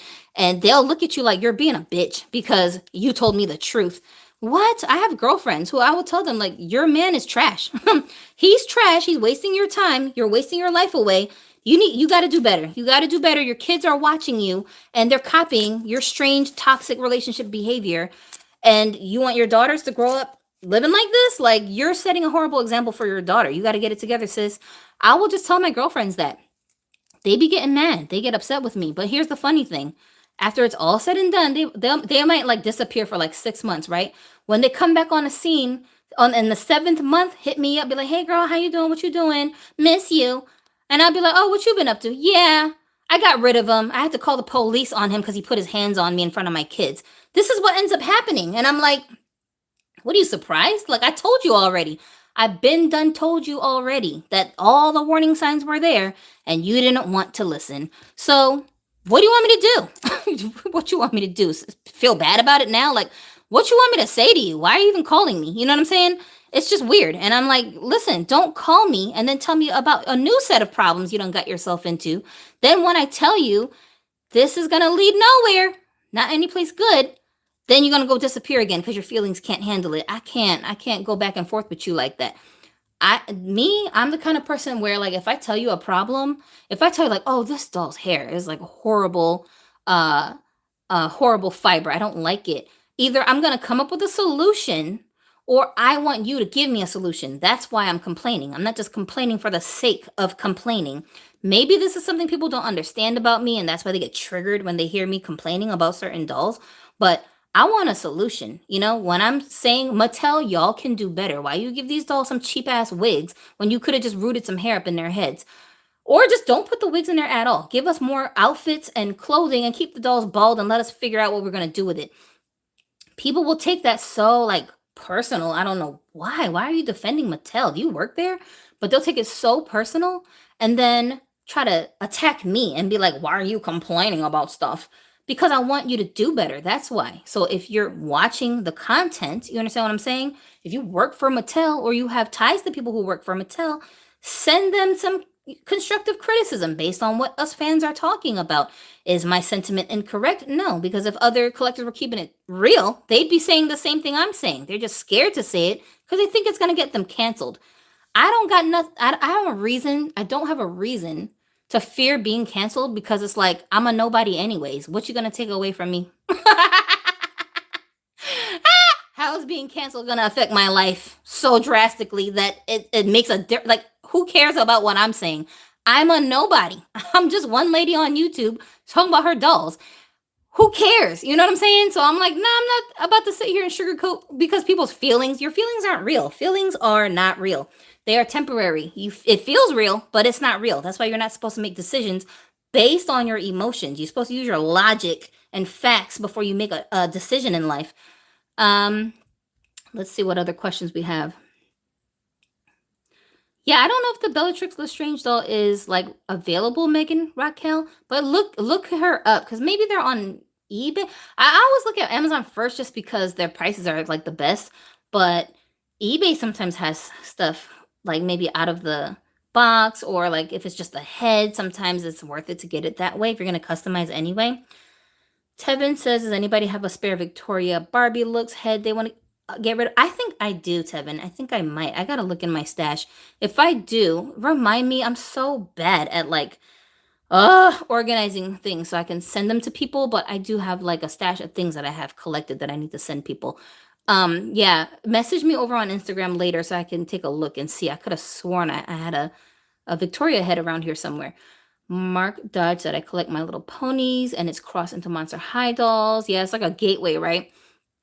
Other Mikey said, would the holiday Kens have rooted hair? Because they might be the same price point as the holiday Barbie. Yo, what's going on with these holiday Kens? Because I keep hearing rumors about them dropping a holiday Ken. I heard that they're going to have two different hair colors, blonde and brunette. So, when is that supposed to happen? And what do they look like? What is the face sculpt? Please don't use regular Ken. Please. Please. I hope they use a different face sculpt. And like, I would assume if they're gonna bother having two different hair colors, then it's got to be rooted, right?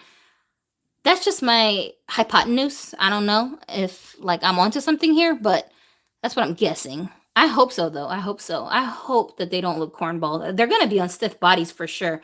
But that would be a dream if they ever make a line of holiday dolls without stiff bodies. Like even if they were on those Model Muse pivotal bodies, I would be a little bit, you know, I mean, yeah, I am a made to move junkie, but I'm just saying I would be willing to forgive not having made to move joints if they had any joints, because the pivotal bodies, they do look pretty. Like they look nice when you put them in certain kinds of clothes. So I would be okay with it. But I'm just saying, like, can we get some joints for these Kens? Gosh. Uh, I have to get rid of the side eyes, just not a fan at all. Only like the one in kit 3. Rest are going. This is Darnella talking about the side eye dolls from the kits. Because each kit comes with a doll that has eyes looking over to the side. I'm the opposite. I love me some side eyes. And the side eye doll in this particular kit, this one is my favorite sculpt of all 3 of the dolls. But I think I like this one more than I thought I was gonna like her. This one back there. Now that I see her with some hair, I mean, it is this the same thing for all of them. I think it was just the baldness was throwing me off, but now that they have hair, it feels like their personality is coming out. You know, my dilemma with her is like I don't know what hair to use. I kind of want to use the same hair that I use for the one with the bangs, but don't give her bangs and make it shorter. But I also kind of want to use like a curly texture on her hair. But I also want to kind of use, I just realized that I have a cutie reveal doll that I never do anything with that has really good saran hair, the real long black hair.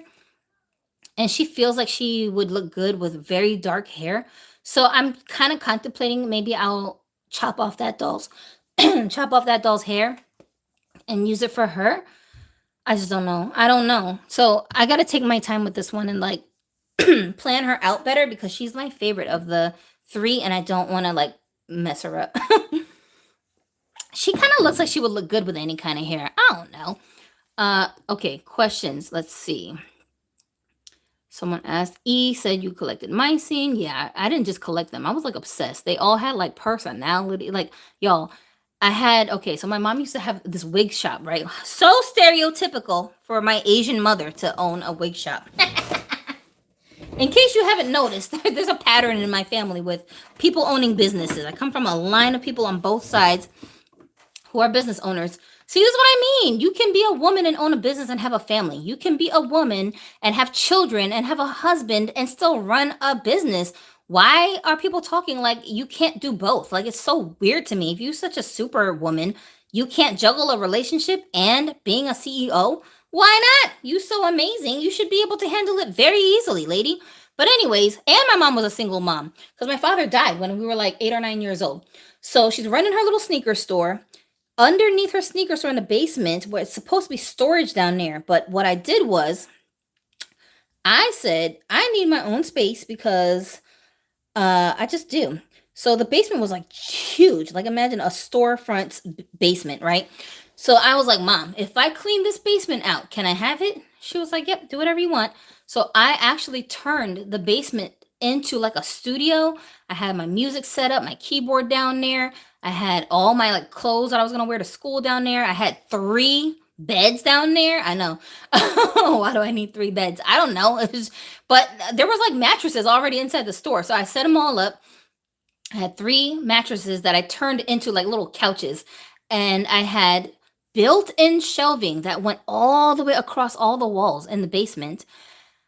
Like, I don't know, it's a storefront, so obviously it makes sense why they had all that shelving down there, but it was the perfect height, each shelf, for displaying dolls. So when I started building up my mycene collection, each like segment of the shelf I had turned into a display area, and I would basically create little rooms on the shelves, like little scenes, and have them all interacting with each other. There was like a story going on. I had a lot better imagination back then because I was a teenager. But I would basically like create these little scenes and have all my little mycene dolls posed, and it was so cute. And I was like obsessed with them. I would be down there for hours making music, writing poetry, and like styling my dolls and just like chilling by myself. And I would not let my sister come down there because she didn't help me clean the room up. I was like, girl, if you help me, then you can share it with me. But if you don't help me and I have to do this by myself, then the rule is you got to get the hell out when I tell you goodbye. So that was like the closest thing I had to having my own bedroom at that time, because my mom, she always would get like these tiny little apartments where there was no space. It would always be like a 1 bedroom, and then we'd always have to share the space. So I just slept down there. That's crazy, right? I would sleep down there in my mom's store basement while my mom and my sister would go off to our apartment. And it was like on the same street, so I wasn't like in danger or anything. But bro, I would live down there. It was crazy, but I was so happy. So happy not being bothered by my mom. This doll here, Eliana, she's from the BMR 1959 collection. What I did was I actually swapped bodies between these two. So just so you know, if you're looking for like, matches, these guys might be a match, because I had this leftover petite body from this kit that I didn't want to use it for any of the dolls. I don't think any of them look right on a petite body in my opinion. So I wanted to have this doll on a different type of body. I think they all look good on all the other body types, curvy, tall, and the standard body. But for some reason, to me, the petite body none of them look like they would be petite. Like, they look too grown up to be that short. So I needed to find a more cutesy kind of doll to put on a petite body, and this is the one that I ended up going with. I'm not sure if I want to keep her on this body, though, but she doesn't look too bad. But I felt like she just looked a lot more cuter than them. So I was like, let me just try it out. But I just wanted to tell you about it, just in case somebody's wondering if there's other dolls that have similar skin tones. I can match those dolls. You don't necessarily have to have Kit from the wave where all the models came separately. She's hiding back there. I'm trying to show you which one I'm talking about. Kit, why are you hiding? She's shy. She just seems so shy. Like, accidentally, she's fitting the role. But when I saw her straight out the box, I was like, this one, yeah, she looks like she would be super, super shy. Let's see if we can get a peek. Ma'am, there you go.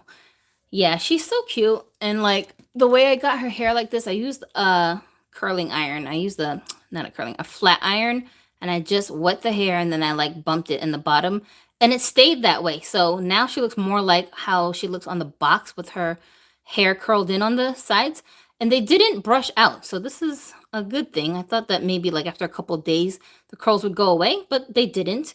So I'm happy about that. All right, you can go back here and hide if you want. All right, I'm so sorry. I don't mean to expose you, but we want to see you. That's all. We just want to love you. Oh my gosh, now she's giving me a hard time. I'm so sorry. I'm sorry, Kit. I didn't name any of these dolls just yet. I have kind of an idea of some names that I want to go with, but I didn't officially name them because it's kind of hard to like tell them apart from each other without using the sculpt names for now. So that's why I kind of just left them without names. Spice asks, is your mom a doll collector? My mom is a doll lover. She's a doll enthusiast. She probably is the reason why I'm so into dolls, because my mom always encouraged me to play with dolls when I was a little kid, and she never like stopped me from having dolls, like the Mycene dolls I'm talking about that I had as a teenager. My mom bought me those dolls, and so crazy because the whole reason why she bought me the dolls in the first place was to distract me from dating a boyfriend at the time that she didn't want me to date. And so she thought if she bought me a bunch of dolls, that was gonna like make up for it. But I was always sneaking off to go see him anyway. So I was like, oh, whatever. If you're just gonna buy me dolls, I ain't gonna stop you. So that's how the Mind Scene collection started. But my mother has always been an enthusiast of dolls. She just has some kind of a what's the word I'm looking for? She's like a self-conscious about having dolls, like more than one doll at a time, kind of, because she thinks it's like inappropriate that an adult has dolls. So she would vicariously live through me by buying me dolls, you know.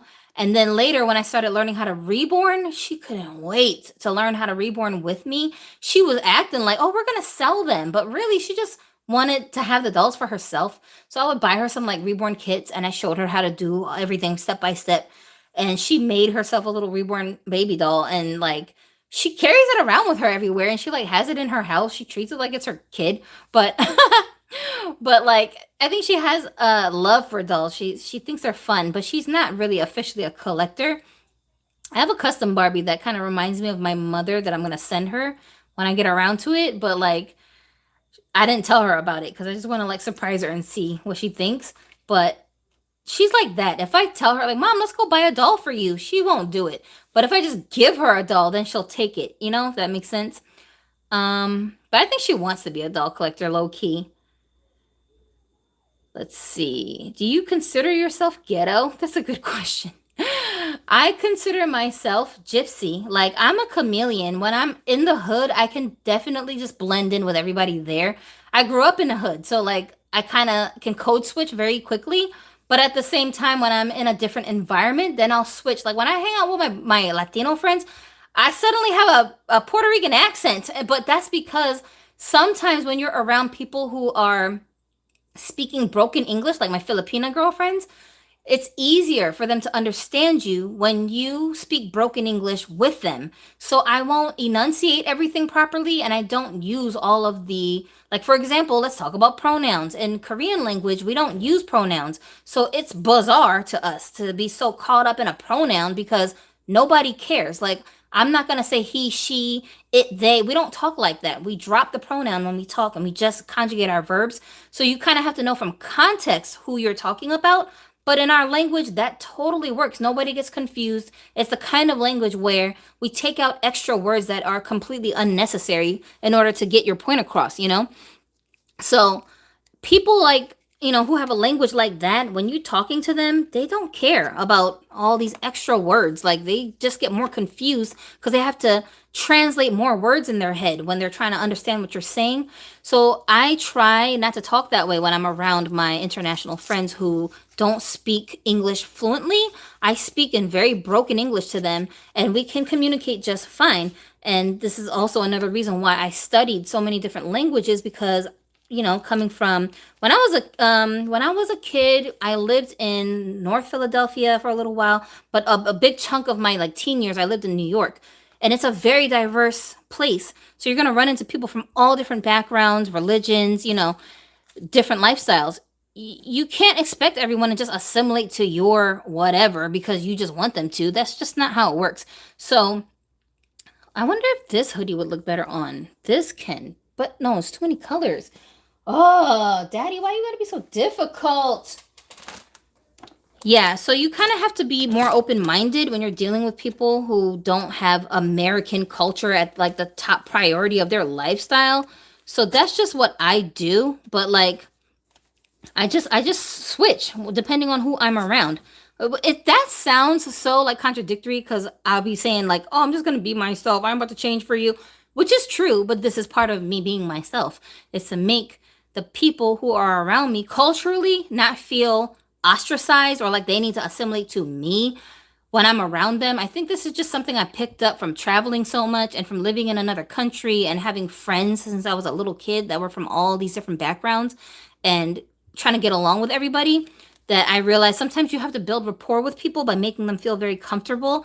in their space. Again, like, was it Spice that asked earlier about Muslims and gay people? It's like, just because I'm a Muslim and I don't eat pork, I'm not about to shame you because you want a bacon sandwich. Like, you can eat your bacon sandwich around me. I'm not going to be like, oh, did you know that that's haram? Like, I'm not going to do that. You know what I'm saying? Do you, bruh. If that's what you want to do, I don't care. So that's kind of my whole thing. It's like, if it's not harming the person, and this to me is real DEI. I don't just like you because you're X, Y, and Z. It's just like, I don't have a problem with you doing whatever you want to do. I'm not going to shame you or stop you from doing it because you want to do that. That's all. You know what I'm saying? I'm just accommodating you. That all. But like, I don't consider myself ghetto in the sense of like, what does it even mean to be ghetto? You know what I'm saying? I feel like sometimes when we think of ghetto, we think of like ratchet people. I'm not ratchet. Hell to the nah. I don't respect that because that culture breeds a lot of violence and ignorance. And I don't condone that. I don't like for black people to be presented that way because that's not who we are as a group, as a community. That's not who we are. It's like white people when they're represented in media by I guess what y'all would consider trailer trash or like rednecks. That's not y'all as a group, but it's very easy for people to just associate all white people with rednecks if that's only what they see on TV, you know? So sadly, in our black culture, rap culture, hip hop culture has kind of made it normalized for people to be into like the gang lifestyle, all this like just craziness, you know? But those people are not the majority of black people in this country. They're really not. It's just a very specific demographic of people in urban areas that grew up with a lot of poverty that behave that way. It's a poverty culture. It's not a black culture. You know what I'm saying? So in that sense, I'm saying if that's what you're thinking of when you think ghetto, then no, I don't identify myself with that. But even if you're not part of that poverty culture as a black person, we do tend to code switch when we're just all around each other. We use certain words that we wouldn't use in front of people who are not part of our race. You know what I'm saying? We joke about things. We talk about topics that we wouldn't talk about around just any old body. It's just something us black people just get when we're around each other. The kinds of foods we eat, the way we dress, the things we find cornball. You know what I'm saying? Like, we'll talk about that and we just get it. We don't have to explain it to each other. We just get it. In that sense, I would consider myself, if you want to say that's ghetto, then like, yeah, I can fit into that space, but it depends on the context. You know what I'm saying?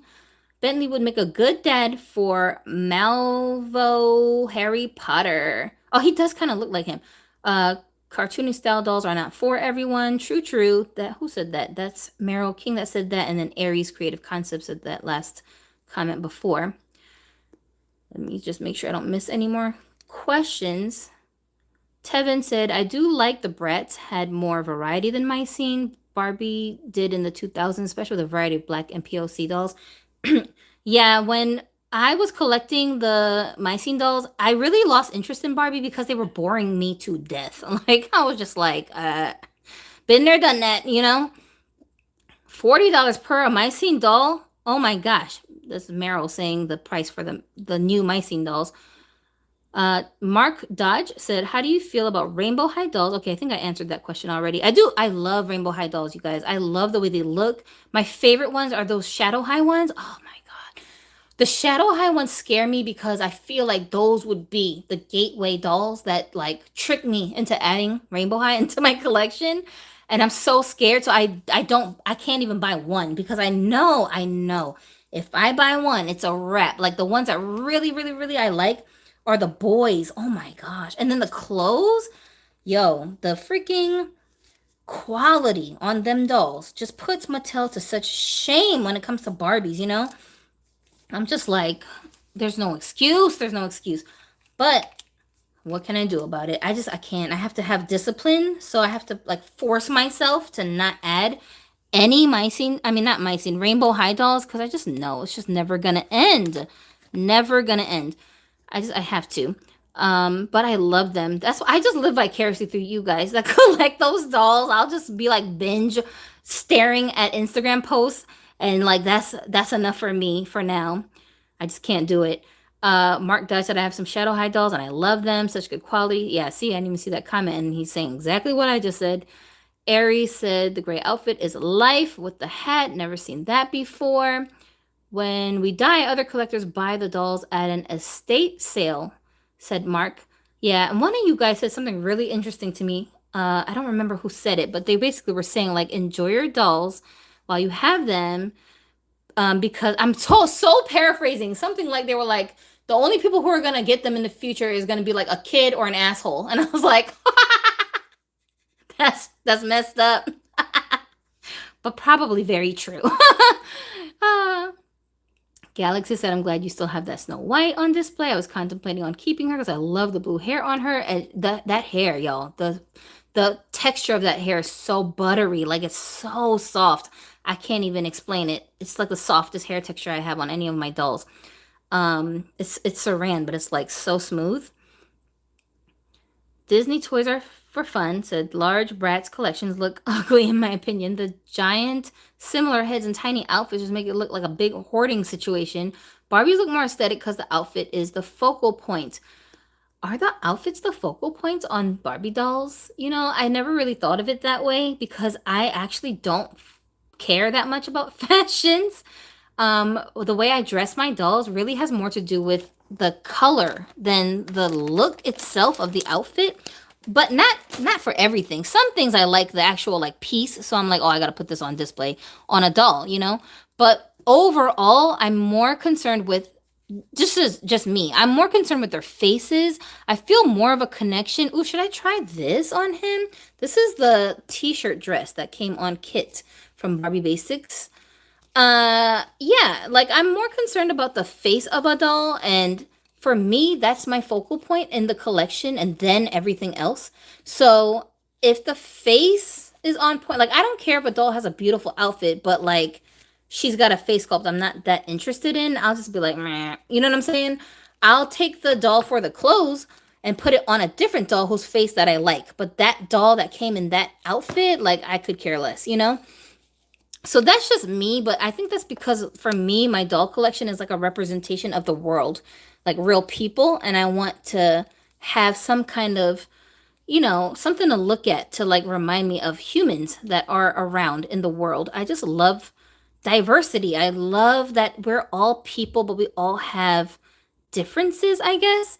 But then we also have similarities, you know, like this guy. You might know somebody who's got the same skin tone, has blonde hair.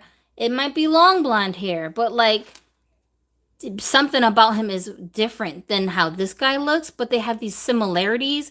Maybe his nose is different, maybe his height is different, maybe his body type is different. So like, you know what I'm trying to say? It's like they're all blonde and light skinned, but they're not all the same. Like, I love that variety in humans, that we're the same, but we're different. It's very fascinating to me that that's possible. And as a person who does believe in God, it makes me appreciate God so much more when I'm like, yo, he's like the ultimate creator, like literally. Like, he's so creative that he could make all these different people, these billions and billions and billions of combinations of people with a finite amount of features to work with. And like, we're just all so unique. We're so different from each other. How on earth did he do that? Like, that makes me just appreciate the grandness of there being a creator out there that's doing that. Because if you took the time and the energy to make me so unique, like even me and my sister, same mom and dad, but we're completely different from one another. If you took the time to create me so uniquely, like, I can't sit here and be like, God is just abandoning me. He just doesn't love me. He just doesn't care about what happens to me. No, you cared about something as trivial as the way I look. You took all this energy to make sure my hair was a very specific texture, my skin tone was a certain texture, my nose was shaped a certain way. Like, you did all of that just to throw me on this earth and not give a damn? Like, no way. Because I don't feel like that about my dolls. And I didn't make these dolls. You know, Mattel made them. I don't feel like that. I have an individual care for my dolls. Like, this doll, I would never dress any of my other male dolls like this because it doesn't suit their personality and the I guess like the head canon of like who the lore of the character that I have for those guys. Like, Bentley would look crazy dressed like this because his personality doesn't reflect that, you know? But Daddy, his character totally Like like I said earlier, he would be cussing me out if I tried to put him in some like normal looking outfit that every other man would be just out here wearing. That's not his style, and that's what makes him special is that daddy is so confident he can literally walk down the street and something like this. I'm sitting here trying to cut. Should I put pants on him? Because I feel like he would not care. Like he would just walk outside like this and just be like, "What's up, boo? How you doing?" to the person next door checking their mail. You know what I'm saying? He's just like that. Like that's his personality. So I'm putting all this thought and care into the way that I'm styling this doll to reflect his personality that I've created for him. So I'm just sitting here like, yeah, there's no way that God could put this much time and effort into making us just abandon us. Like there's no way. It just doesn't make any sense, you know? My dolls remind me of that every time I see them. Let's see. Somebody said, Alora said, I have some nieces and cousins fighting over who gets my dolls when I die. Dang, that's really a good thing though, because that makes me feel like, okay, they're gonna go somewhere safe. Like somebody's gonna take care of these dolls when I'm gone. And that gives me relief as I'm collecting, you know? If everybody in my life was like, girl, I don't know, they're gonna end up in a thrift store. Like, I would be so anxious. Oh my gosh. Oh my gosh. Let's see. Let's see. I'm gonna make sure I don't lose any comment. I'm reading all you guys' comments. I'm just trying to find the questions so we don't miss any of the questions that were asked. Let's see. Offset said I take mine out of the box and photograph them, and I buy any doll brands that I like. That's what's up. It's fun to take pictures of your dolls. It really does help you to get very like creative. Mercari has a Pop Life Ken for $500. Sheesh. Mark Dodge said that. Do box collectors not understand how the dolls in box deteriorate over time? This is M. Packard's question. That's a damn good question. That's what I'm saying. If some of these inbox collect, not all of them, but some of them have this belief that their dolls are going to be like lowered in value if they take them out. And I'm sitting here like, but what about when the box is not pristine and the doll inside the box is melting? Then what? You know, like there really is no way to totally prevent your dolls from deteriorating over time. Even if you try to keep them pristine, they're toys, they're made of plastic. There's an environment, the temperature and the environment around the doll, like all these kinds of things affect it. And then have you guys ever like had an experience where this has happened to me? I'll buy something from eBay and it's supposed to be new in box. It gets to me and it stinks of cigarette smoke, and there's just like dog hairs, cat hairs on everything. And I'm sitting here like, y'all really try to sell this new in box, mint condition, knowing full well that this thing has been sitting in an ashtray all this time? Like, what? So you sold me a doll with some secondhand smoke fumes? Like, bro, to me, that brings the value down, but y'all don't want to talk about that. You know what I'm saying? Come on now. All right, so let's see. Was another good question. Where there is a will, there's a way. This just happened to catch my eye because I like your profile picture. Have you heard of the Shan Shan dolls from AliExpress? I have heard of them, but I do not have any. And when I went to go look for them, they were like not available. Like I don't know what's going on. Are these off-brand dolls just flying off shelves up in here? Like what am I missing?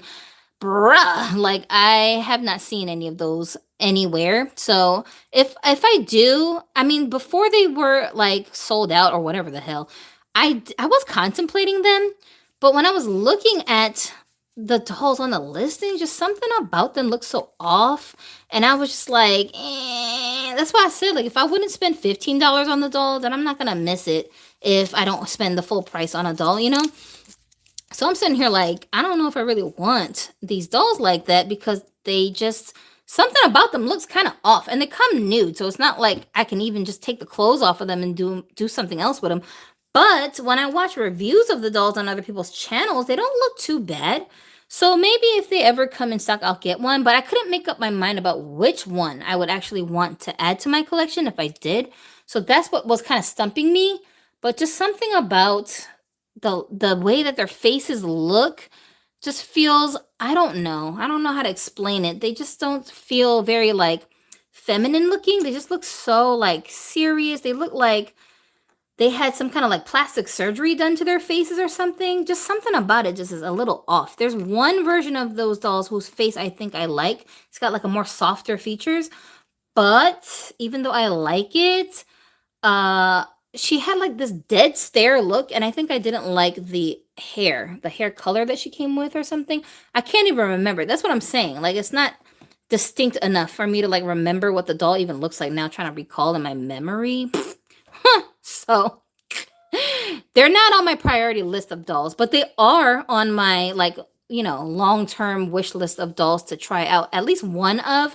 I just feel like if I get one of those, I'll be more interested in using the body for something than the doll itself for some reason. I don't know. I'm just not convinced. Their hair quality. Anybody who have those dolls, what's their hair quality like? Okay, let's see if I missed any other questiones. That's not a word. Let's see. I'm just reading the comments to you guys because I like to read everybody's comments so I don't miss anything. Okay, Michael Provenzano said, if you could be a female superhero, who would you be? Like an existing superhero or like just make one up? Who's a superhero that I like? Do I even like any superheroes? I'm not a comic book person. I do like the Marvel movies, well, the older ones. And I do like, see, that reminds me again. That's what I'm talking about. These Marvel movies where they're like trying to like girl boss everybody. They're failing miserably. Like what woman was asking for that? I wasn't. Who wants to watch? None of my female friends want to watch those movies or take their daughters to watch the movie. They don't care. It's like, be realistic. I feel like it's more realistic to have female characters that use their minds and their like manipulation skills to get what they want than to just be out here just punching everybody in the face. Every time I look at a superhero that's like got all these crazy wild powers, or not even a superhero, just these girl spy characters that they like to make that's like always kicking everybody's butt. And I'm sitting here looking at them going like, okay, if you are an alien like Wonder Woman or something, I think it would make some sense why you're able to do this. But if you're supposed to be just a regular human woman who's just like, I don't know, you just turn into some like really strong lady or whatever, I'm just looking at them going like, do y'all get a period? Because what happens when you're cramping? Like, y'all never put, you don't have to take a bathroom break? Like, no, we're not talking about this. Or are you just exempt? You don't get a period because you're strong? Like, I don't get it. Like, it doesn't make sense. Realistically speaking, this makes no sense to me. You know what I'm saying? Y'all getting all dirty. Y'all are in the dirt, in the mud, just like moving around in the mud. How are you guys? You don't feel nasty? You don't want to go take a shower? Like, I just can't. It doesn't make sense. I just can't do it. But like a mutant character. Oh, okay. That reminds me. My favorite mutant character from X-Men is Rogue. Love me some Rogue. And Storm, I love the Storm Barbie doll. I wish I had her, but I missed that one. With the Selma face. Oh, I love me some Selma. So that's a regret. But I love Storm and I love Rogue. I think Rogue is probably the one I like the best. And then Storm. And it's so tragic because every time Rogue touches someone, she absorbs their power. And like, she can't date because if she touches her boyfriend, she's gonna absorb his mutant powers, and it's just very inconvenient. So yeah, that kind of sucks, but it's such a tragic tale. But I don't know, something about her character. Like, I think I fell in love with the Rogue character back when they used to have that X-Men cartoon series. The one with the that theme song, right? Oh my god, I so love her. Who did her voice? The person who was doing the voice for that character in the cartoon, she had like a raspy voice, and I don't know what it is about a girl with a raspy voice. Like, I love me a girl with a raspy voice. I just don't know why, but it's just like so like sultry.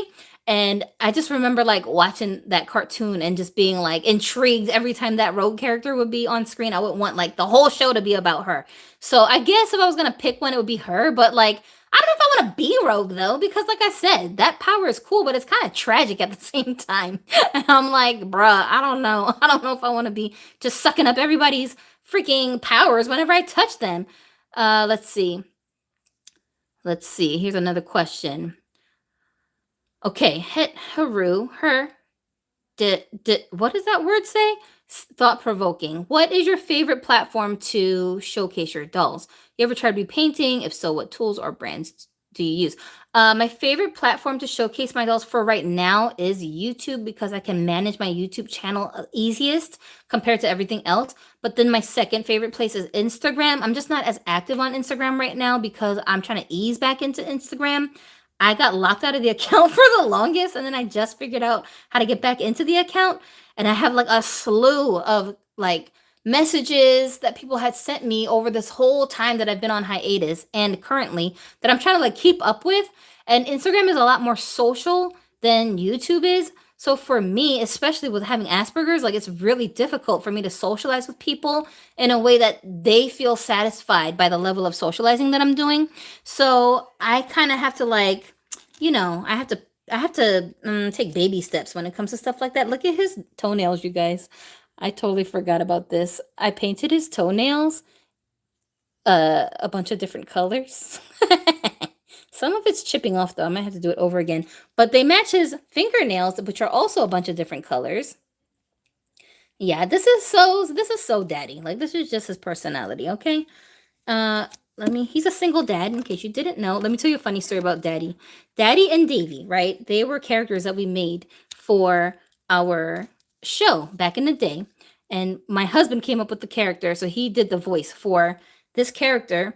And basically the joke is that Daddy is very self-absorbed and he basically like is a doll collector and he makes doll collecting videos, but he really just uses that as his excuse to ramble about things that is just on his mind. And usually the thing on his mind is a boyfriend, and like his type is tall chocolatey men, right?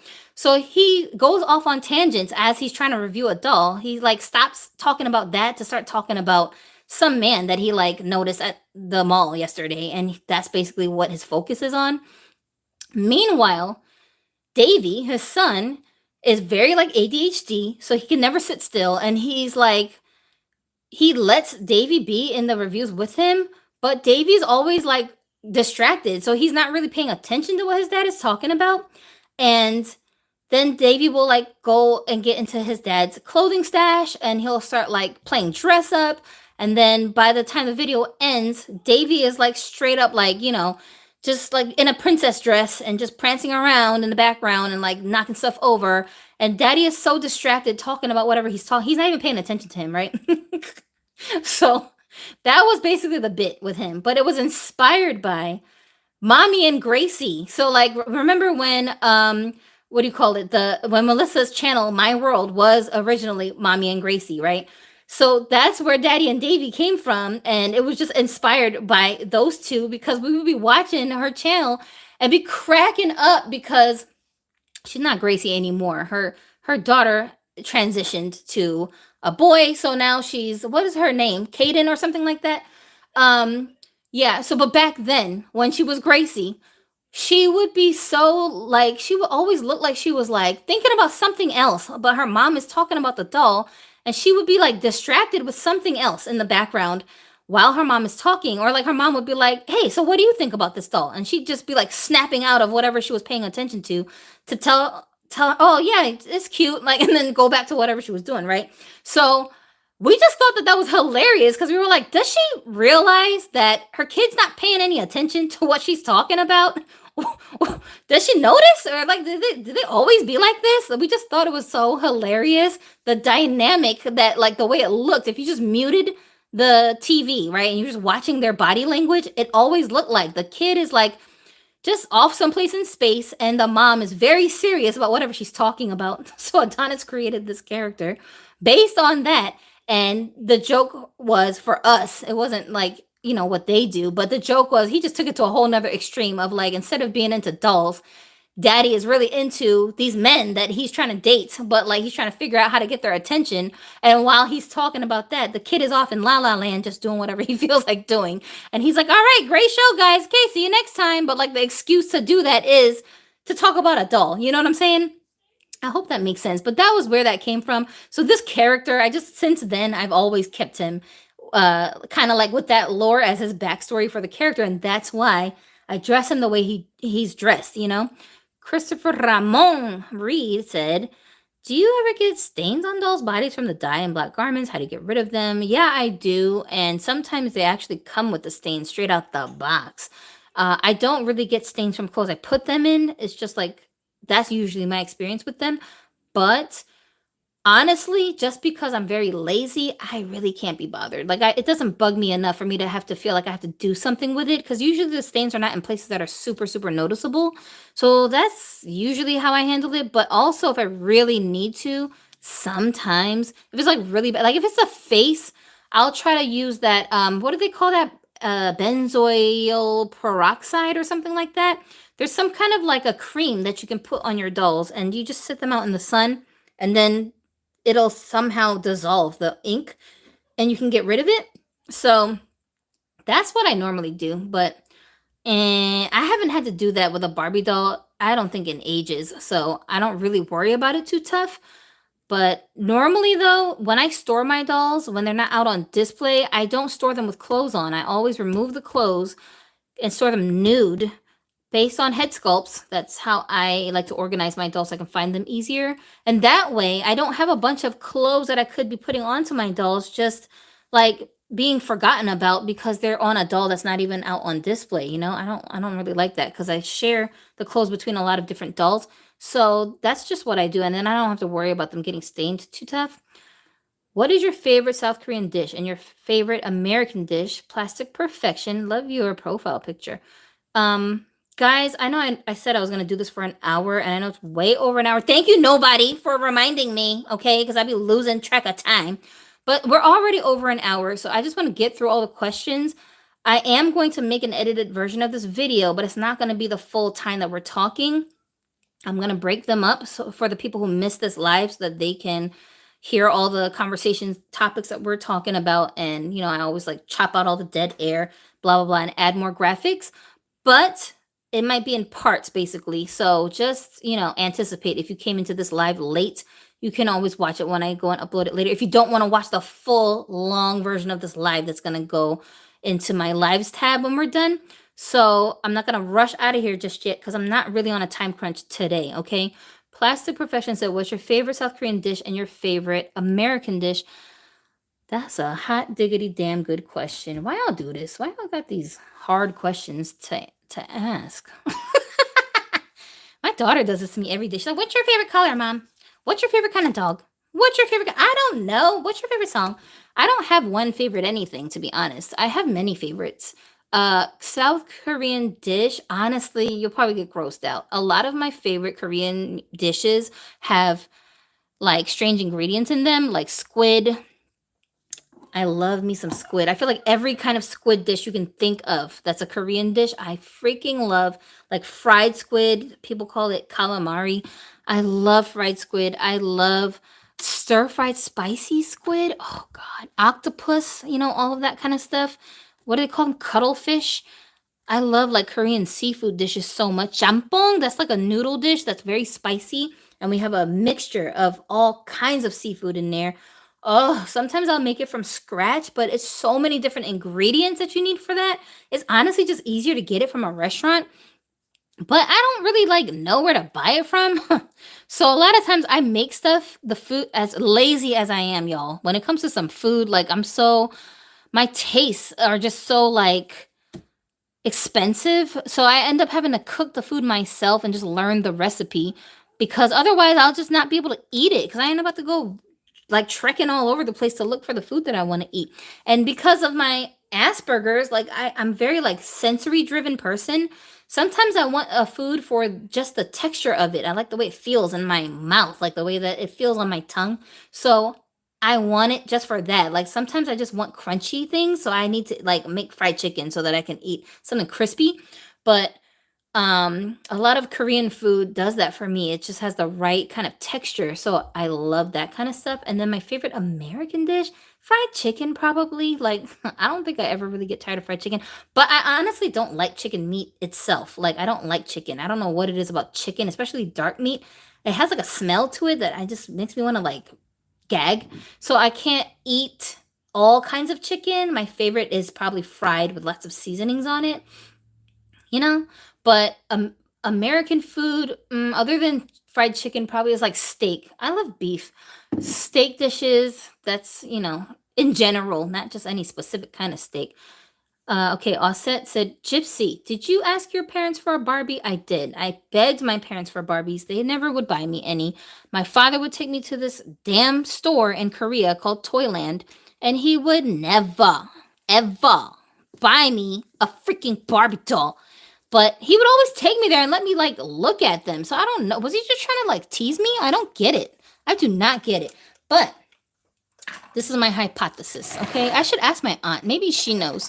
My aunt, who is his sister that bought me a Barbie eventually. I'm gonna ask her. Like, when we lived in Korea, my father was very big about making sure that we understood that we are black children. Although we are half Korean, we are still black. And he did not want us to lose our culture, okay? So even though he made a big fuss about my mother speaking Korean to us so that we would be fluent in both languages, which thank God he did that. Who knew he would die at 36 years old? And like all the lessons he taught us up until that point turned out to be very useful things for us to know. But yeah, my dad was very, very adamant about my mom only speaking Korean. Did I get disconnected? I don't know. So my dad was very adamant about my mom speaking only Korean to us at home, and that's why we are fluent in Korean now. But living in Korea, like our first like 7 or 8 years we were in Korea, he also wanted to make sure that we knew our culture. So my father did a lot of educating us at home about black people, black community, black culture, slavery, and all these different things that even though in Korea those things are not as relevant, like we don't experience the same black experience in Korea as black people as we do here. But he still wanted us to know about those things at a very young age. So he was very big about driving home this realization about how beauty works, beauty standards, right? And he wanted us to know that black is beautiful. You know what I'm saying? And when we would go to these stores to like look at the Barbie dolls, a lot of times they didn't have any black Barbies in stock. Mostly it was like blonde Barbie, Teresa, and maybe every once in a while we might see like a Kira sculpt, but we almost never saw like a Christie. We wouldn't really see those kinds of dolls in stock there. Mm, I think that had something to do with why my father would not buy me Barbie dolls because we weren't seeing any black Barbies. And I don't think it was so much about the black Barbie. I think he just didn't want my perception of a beautiful girl to be only a blonde, white skinned woman. You know what I'm saying? So it was already like bad enough. We're living in Korea, which is very homogenous. Everyone pretty much looks the same. So, and the Mimi dolls that I was playing with, my dad didn't buy me those dolls. Y'all, I'm sitting here struggling with this damn thing, trying to force it on her. No one, full well, this is not going to fit on her curvy body. Like, Gypsy, can you please get it together? What is you even doing? Like, yo, great. Just wasting my own damn time. Anyway. So, I'm so sorry, Heidi. I don't know what came over me. I'm trying. Okay, please forgive me. I'm so sorry. She over here like, girl, my arm about to break off. You gonna just keep pulling this thing over my arm? Oh, I'm sorry. I said I'm sorry. Anyway, so this is my hypothesis for why we never were allowed to actually have a Barbie doll. That's part of it. The other part of it, I think, could have been the price. Because imagine how much more a Barbie probably cost compared to a Mimi doll, which is all over the place. Like, that's probably had something to do with it too. If I'm going to spend money on this, like, imported doll for my kid, I ain't about to spend $50 on a little blonde hair doll. Like, bruh, you can do better than that. So that's what I'm thinking maybe had something to do with it. I don't know for sure because my dad died, so I never had a chance to ask him. And my mom, she's so weird. She lies and says, "You never asked us for it." Yes, I did. Yes, I did ask you for it. So I don't know where she's getting this crazy memory of me never asking her for it because I was obsessed with these darn things. But I know I was asking for them because as soon as we got to America, the first thing I asked for was a Barbie doll. And my aunt, the one I'm talking about, My dad's sister, she was the person who bought me my first Barbie, and like it was not a problem. My dad didn't have a problem with us having it. Let's see. Miss Divine said, I don't think Mattel is gonna make a Barbie with hijab, especially when it is being run by a something. I like the cowgirl fashionista. I got two, mainly for the hat, but she's cute, said M. Packard. Tevin said, I've seen smaller companies make dolls with hijab. I believe it. There are some companies that are making hijabi dolls, but I just don't think Mattel's going to go out of their way just to give us that representation, because it's a little controversial, especially because hijabs are not just associated with a culture, they're also associated with a specific religion, right? And, like they made Diwali Barbie, who's supposed to be an Indian doll, and nobody had a problem with it. A lot of people wanted it. So they pick and choose what kind of like cultural representation they want to share. But because hijabs are associated specifically with Islam, I think it would be too controversial for them to just randomly make a hijabi doll. And they're not, like I said, the DEI isn't real. It's just an illusion that they give a damn. They don't really care. So they're not about to do something that they think is not popular. We'll represent DEI if it's popular. If it's not popular, then we're gonna act like we don't notice. But if people start like saying that they want it, then they probably will consider making one. But you can always make your own hijab doll. Like there's not nothing special about a hijab doll that Mattel makes versus one you make yourself. All you need is a little bit of fabric. Just, cut a little piece of fabric off of some old piece of clothes or something that you don't like. You put it over the doll's head or hair. The whole thing with a hijab is that you need to cover up all the hair. You don't want to be showing any hair if you're going to do it properly. No, not all hijabis wear their hijabs properly, but I ain't one to judge because I don't wear a hijab, so I ain't about to judge you. I'm just saying the proper way to do it is to cover up all her hair, and then you have to cover up her neck. All right, you can't show hair, you can't show neck, you can't show the ears. So you can let the earrings peekaboo out if you really want to, but you don't have to. A lot of hijabis, they cheat by putting their earrings into the actual fabric instead of their ears, because their ears are covered up. So if you do like this, and then you cover up the doll's rest of her body up to her wrists and down to her ankles, then she's wearing proper hijab style clothing, and then that aesthetic will work for that doll. You can do this at home with literally any kind of fabric that you have laying around. There's no rules.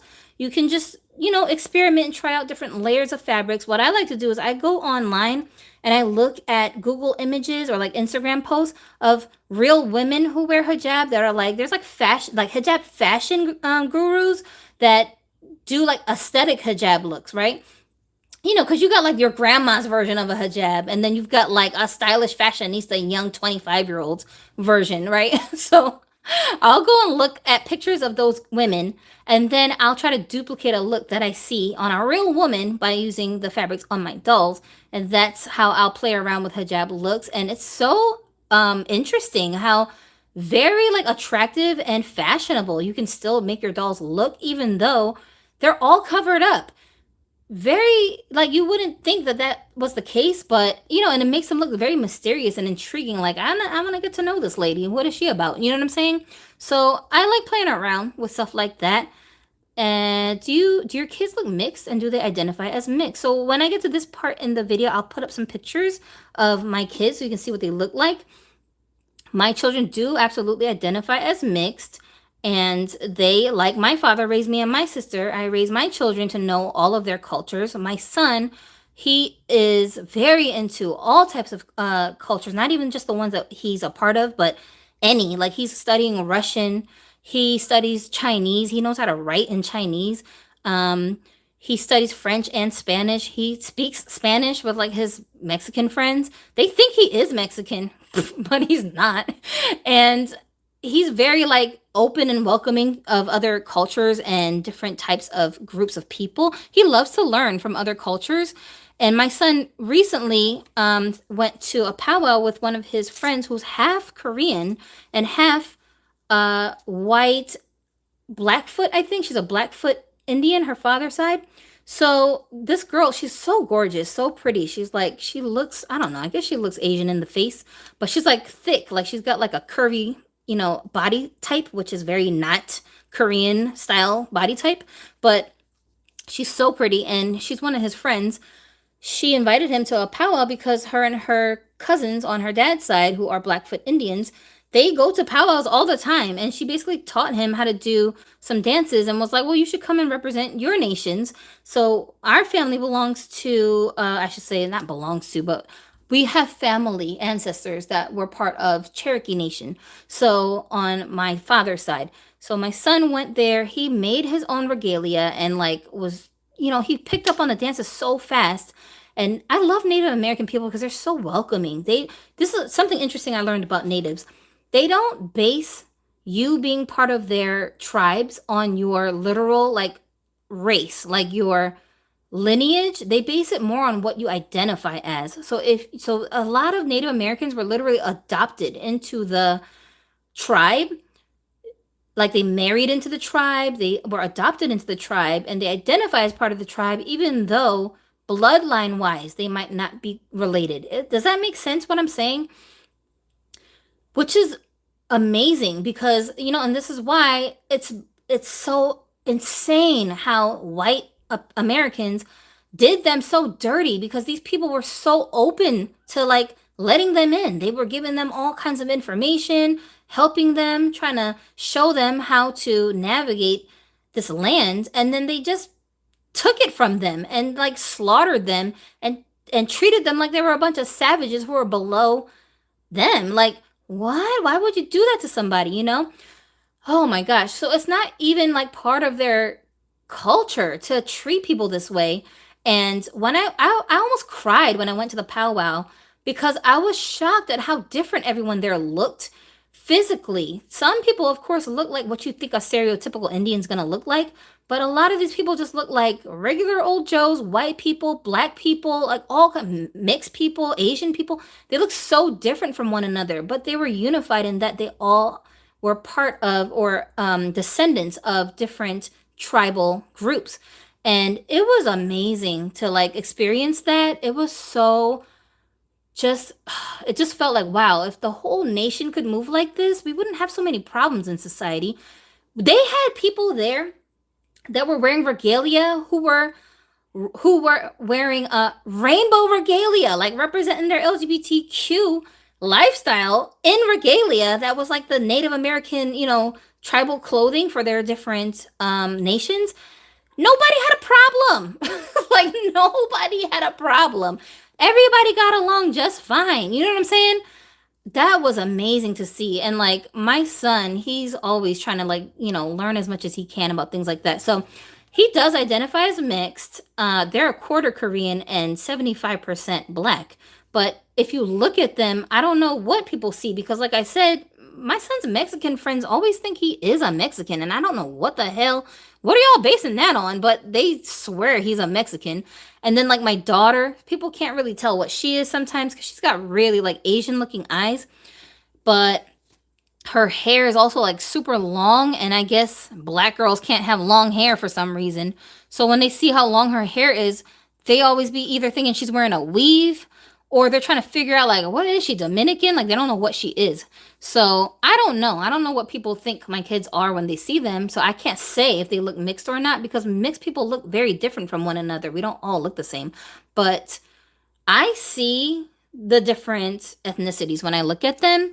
But I don't know. I'm their mom. Like I know that I know what's hiding in there. I know where they're getting certain characteristics from. So I guess it's evident to me. But other people, I don't know if other people are seeing that on my kids. I have no idea. I feel like, I don't know. I feel like my kids, they don't 100% identify as any particular race because they've been growing up in such a diverse atmosphere, and our like the way we are at home, we're very Korean culturally at home. We don't wear our shoes in the house. We eat with chopsticks. We eat a lot of Asian food. We speak Korean. My son actually understands a lot of Korean, like shockingly. I didn't even know he knew as much Korean as he does. He taught himself how to read and write in Korean. So, and he has a friend, this friend I'm talking about that he went to the powwow with. She is half Korean and she speaks Korean too. She understands Korean. So they actually practice their Korean with each other. But I didn't know that it was so like much that he actually can understand me when I'm talking to him now. I like shock myself because I said to him the other day, I said, "Boy, I can't talk smack about you anymore because you're gonna understand me when I'm speaking Korean." Now I have to just say a bunch of nice things. So he was like, "What?" I'm like, "I'm just saying. When did you learn so much Korean?" But yeah, they do identify as mixed. Uh, let's see. Andy Davis said, "Hello, Gypsy. Are you going to get the Women in Music 2 doll play set?" I'm not sure because I don't know which doll that is. I can't picture it in my mind. What doll is that?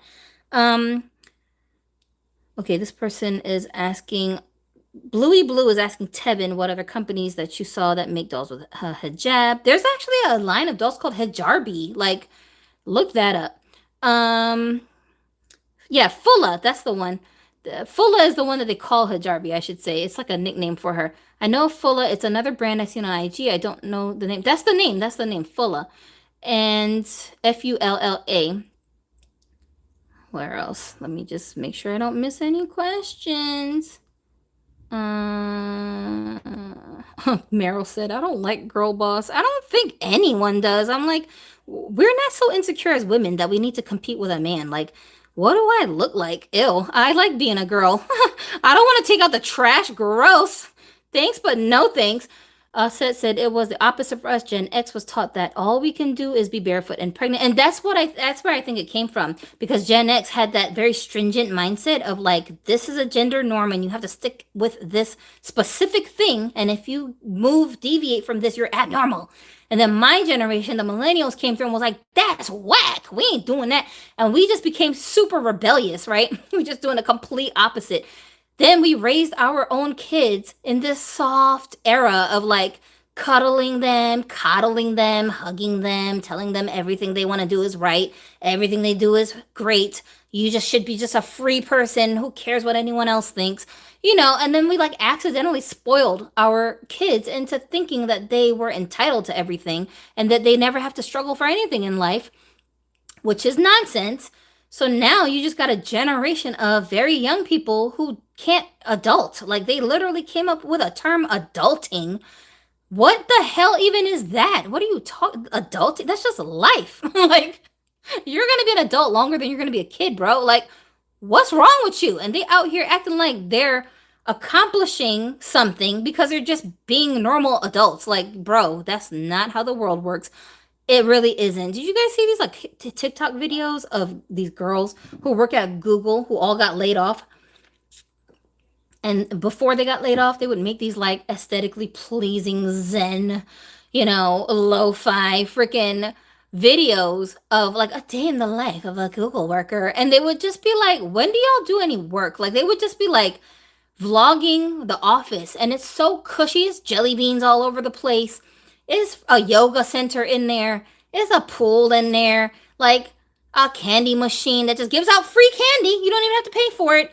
You've got a desk, a computer, and you're not. What do y'all do? What is your actual job? Like you're not doing anything. You're just walking around, prancing around, being cute, taking selfies in all these random rooms that are set up for selfies. Like that's your job. Y'all are getting paid how much to do that? Weird. And here goes with the DEI. Oh, yeah, I'm a girl. And they appreciate a woman who knows how to code coming here to work. And I'm like, bro, you don't even do anything all day. Then, lo and behold, soon as DEI gets canceled, here you go getting fired. They didn't even fire you to your face. You just found out on a blog post someplace that you got fired. Huh? And these people are stressing out, having meltdowns because they don't know how to deal with it. And I'm just sitting here like, well, you were living in a fantasy land. This is not how the real world works. I'm sorry that people are coddling you for 5 minutes, making you think that this is real life. That's not real life. So what did you expect? Spice said, what happened to your Mimi dolls that you had in South Korea? Also, did they only sell Barbie dolls in specialty stores in South Korea back in the day? I don't know where else they sold Barbies because I've never seen them anywhere outside the army base. For the Mimi dolls, I'm sure that they all got left behind because my dad didn't really pack a lot of my toys from my life there. I remember asking him, begging him to not forget to bring my baby doll, my favorite baby doll. Her name was Hiromi. and he totally forgot her behind. So it wasn't a priority for my parents to pack our toys, you know? When we left from Korea to America, we got on a plane, obviously. There's no U-Haul truck. And we didn't come here to like a house. We came to my dad's family's home. So basically, we were just like, you know, bunking there until my parents were able to get on their feet, which never actually happened because my mom ended up running away in the middle of the night with me and my sister because she was having problems with my father at that time. And then my dad ended up dying at 36 years old while my mom and my sister and I were separated from him. So he basically just died in that house that he had, you know, moved us to shortly after us getting to America. So like we just, you know, we just ended up leaving almost everything behind except for maybe a few suitcases worth of clothing and documents that we brought to America with us. So we just kind of started fresh, started all over again. Tevin, the lifestyle guy, said the older generation of women told the younger generation of women to work because back in that time, women were trapped and had to depend on a man. And this is the thing, the notion of women being trapped and depending on a man is an illusion. No, women were not trapped and needing to depend on a man. This is what the media was saying. That's what I'm saying. The media and TV and magazines were pushing this narrative that somehow women were at a disadvantage because the men were making all the money and they had to financially depend on these men. If you spoke to real women who were actually in these relationships and married, they weren't talking like that. They were telling us, girl, you're not about to get married and you 27 years old, you 35, you still single, when you gonna have a baby? Like, they weren't talking to us like that in real life. Only on TV, the radio, movies. This is where propaganda, the media was telling society women are somehow at a disadvantage because men are taking care of them. They demonized the fact that men were taking care of us. And this is where all the problems came in. Now go look on TikTok. Look at how many women are crying over there that they cannot find them a man to take this weight of having to work 60 hours plus off their shoulders. It's women out here begging to join couples because they're so sick and tired of working all the time and having to take care of their kids by themselves. Meanwhile, y'all keep popping out babies. It's just mind-boggling. It's very strange, you know? So I get what you're saying, Tevin, but that was the propaganda. That's why I said my generation effed it up for the next generation because we believed this cult nonsense of people telling us, oh, you don't need a man. You don't need a man. Why I don't need a man? It's not about needing the man. Can I just want one? I'm not allowed to just want one. I can want anything else in life. They don't tell gay women, don't date other women. You should just be single. They don't tell gay men, you should not be dating. You should just cut men off because you don't need these men. Oh, they're just going to take all the power from you because they want to take care. Nobody talks like that. Nobody talks like that. Only to heterosexual women, they want us to think that men are our enemies. Meanwhile, if somebody tries to attack you, you don't go running to other women for help. You flag down the men on the street and say, help, help me. This person is attacking me. You call 911. You want some big, brolic male police officers to come and get these weirdos. You know what I'm saying?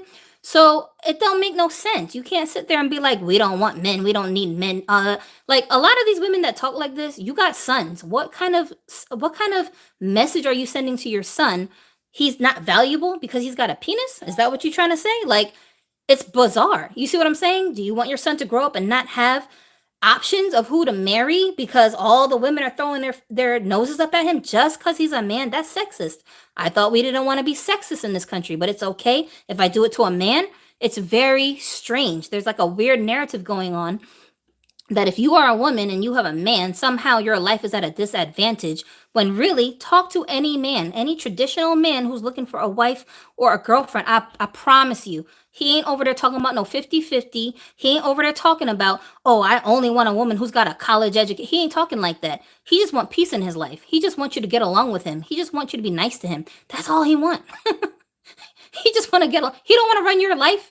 That's a lot of management to be controlling you. And if you keep attracting weirdos who want to control you all the time, you got to go back to the mirror and be like, what is it about me that I keep attracting weird men who want to control my life? I need to do something different because all the men out here are not like that. You see what I'm saying?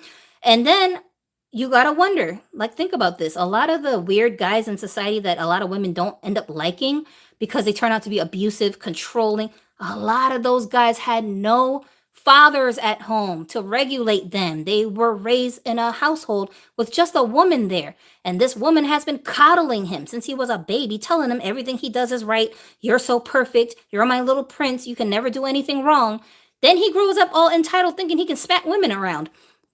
So do those moms get blamed for how their sons turn out? No, it's always just the men, and the fact that his father was absent, the dad gets blamed. It's very, very strange to me. Like, this makes no sense. If you raised the criminal, I'm going to blame you for how this kid turned out, not the parent who was never even there. What is you even talking about? Like, you see what I'm saying? Media will make us think one thing, but in reality, it's something completely different. Go talk to these people in real life, get off the internet, go talk to them in real life and see how different things really are when you realize human beings in real life don't operate like this. This is magazines and TV, which is make believe, telling us, oh, it's this. She's miserable because a man made her miserable. No, these women are out here literally miserable because they got no men. they're they're yelling at women who are housewives. You know, like the trad wives. Do you know how much they get attacked by other women? Not men. Men are not bothering them. Women attacking them, shaming them, screaming at them, telling them to take their content down because they're promoting being at home with children. What's wrong with being at home with children? Like, since when was that a bad thing? You see what I'm saying? It's very bizarre. It's like, I have girlfriends who are straight up college graduates with all type of degrees. They want to switch places with me. They're like, you get to just be home and play with your dolls all day. I've been on this thing for 2.5 hours. I don't have to get ready for a job. I don't need to stop what I'm doing for nobody but my family when it's time for us to eat dinner. Not because if I don't cook the dinner, my husband's going to slap me. If I tell him, hey, I'm busy doing this, can you order the kids some food? He's just going to go and buy them some food. But I like to cook. I like to make delicious foods that, they satisfy my taste buds. I enjoy putting the food together. It's like an art project for me, culinary art, when I'm like coming up with these different dishes and ideas and recipes, taking pictures of the food when I'm done. I love to do that. I like to serve my family and make sure that I know the ingredients of the food going into their body so that they don't end up with diabetes like me. I like that. I grew up with traditional women in our families who also ran businesses. Like, no man was stopping us from doing nothing in my family. What are you talking about? You know what I'm saying? All my aunts are married. My grandmother was married. Like, everybody is married. They have sons, they have daughters. All their kids are successful. Nobody is like messed up because they got married. Marriage did not mess up nobody's life.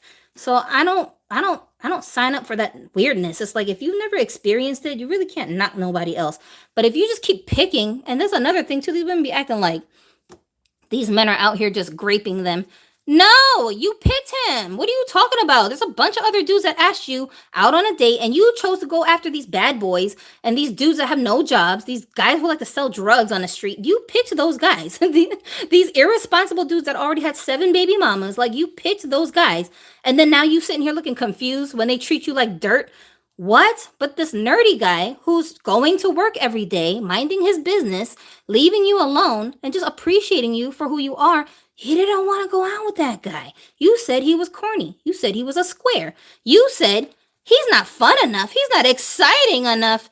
Well, you got all the excitement you signed up for, lady, so why are you complaining about these guys now? Make up your mind. Again, just going with whatever the wave, the trend is. Stop it. Your boyfriend, he think he a rap star out here. Like, what did you think was going to happen? Of course he's got 20 different side chicks. What did you think? All the other crazy girls in the neighborhood want to date him too. What did you think was going to happen? You know what I'm saying? Don't make no kind of sense. Now these guys out here are so afraid to approach a woman because all this Me Too nonsense, all this masculine toxicity nonsense, all this I'm an independent woman nonsense. These guys are terrified to accidentally offend you. He can't even give you a compliment. He can't even come up to you and say, hey, can I get to know you better? Can we exchange phone numbers? Y'all acting like he committing a crime because he told you he likes you. Like, you can't get a man if he don't like you first. That's how it works. You don't get a boyfriend if the guy doesn't like you first. Like, that's how it works. These women be out here like, oh, you think I'm a piece of meat. Nobody said that. What is wrong with you? They want the freedom to dress like hoochie mamas while also villainizing the men when they notice your cleavage is hanging out, ma'am. Now I'm about to come over here and tell you you look pretty and you gonna demonize me? So cover yourself up then. This is why the hijabi girls, don't have these problems because they're not out here throwing everything in everybody's face. You got to approach her and actually get to know her as a person, not her breast size. You know what I'm saying? So those women, most of them be married. They're not complaining that they can't get a man. And that's another thing about the Muslim women. Muslim, like my husband is a Muslim. He don't believe in women working and paying for everything. That's just not how it works in their religion. The man can't even get married unless he has a way to pay for his life with this woman. So the first priority is you gotta be responsible as a man to take care of yourself. If you can't take care of yourself, you're not about to add a whole nother mouth to feed to your household because you want to have sex. That's not how that works. You know what I'm saying? You gotta be responsible. So off rip, you're not even starting a family with anybody unless you can take care of them as the man. And if you can't handle it, well then keep it moving, bro. Stop bothering her. Leave her alone. Then you can decide what else you want to do. And a lot of these women, because they're not leading with their looks, because they're covered up, the guy who's courting them, he's gotta get to know her personality first. Then decide, do I want to take her on as someone I have to be responsible for? Now, does that mean she can't work? No, she can. She can work. But here's the thing. I don't have to give you my money as the woman. I don't have to pay for anything in this household because I decided I want to go work. I can go and work. Like these videos, I make money from these videos. I don't give my money to my husband and say, here, use this to pay the rent. He don't even ask me. He don't even know how much I make. He mind his business. If dolls show up to the doorstep, piling up one after the other, day after day, he never questions me and says, excuse me, why are you buying up all these dolls? Where is this money coming from? He don't be bothering me because that's not his business. According to his religion, his business is make sure our bills are paid. If the bills are paid, that's all he needs to be worried about. He'll give me money and say, here, go pay the rent with this. If that rent is not paid, then he's going to be like, what happened to that money? You see what I'm saying? But my money, I can do whatever I want with it. I can, if I feel like it, be like, hey, I'm going to spend this much money from what I earned to pay the light bill. He's not going to be like, you don't do that, lady. See what I'm saying? There's no control going on here. If that's just what you want to do, fine. You don't have to, but you can if you want to. That's how he treats me. You know what I'm saying? So I'm like, yo, you can't sit here and tell yourself just because you got a man, that automatically means your life is going to be miserable and you're going to get control. Why are you picking a weirdo like that who wants to control you in the first place? I thought this was a free country and we have all these rights. As a woman, you got to ask yourself, why are you not using your choice the right way by choosing a good man who's not going to treat you like that? That you got to ask yourself that. Don't blame these men. Don't blame the man because you enabling him. Come on. Have some standards. But we don't really know how to date in this country because nobody teaches us. Your dad said, I got to be honest, I don't think anybody goes to work somewhere just because they are a woman. More like because the opportunity for a good job opened up for you. DEI is a can't win for losing situation. Yeah, I feel you on that one. What an interesting profile name, your dad. That's funny. Oh my gosh. Let's see.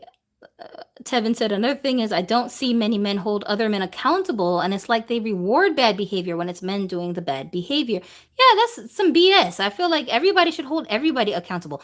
Women should hold each other accountable. Men should hold each other accountable. We need to all be holding these loudmouth, crazy, disrespectful kids accountable. Everybody needs to hold. We need shame. Like shame needs to come back. That's how you keep people in check is shame. You look at them and say, what is you doing? You can't be out here dressed like a clown. Where are you going? It's like, where are you going? If it's not a party, a kid's birthday party, you just showing up to work today at the office in a clown suit? Oh, no, ma'am, you can't be doing that. That look crazy. What you talking about? That's not professional. We need to be able to do that. But because people are so scared of getting canceled and being labeled some kind of ist, you're a racist, you're a sexist, they're so scared of a bunch of strangers labeling them, they won't check each other. And now I look at how our society looks. These kids are out here wilding out. Bluey Blue. I'm curious about what body donor did you use for the purple hair girl? This one?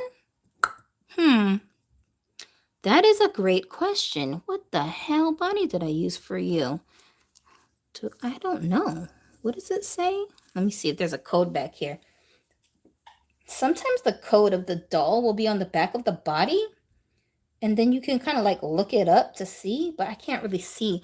I'm going to try to, if I don't remember by the time I'm editing this, I'll try to find the code so I can like look it up, and then I'll put the picture of the doll up on the screen so that we can figure out which doll body she's using. But her color is real similar to this one. Like this doll, she's on her original body, so they might even be the same color. They're very similar. The body is very, very similar in color, like slightly tan.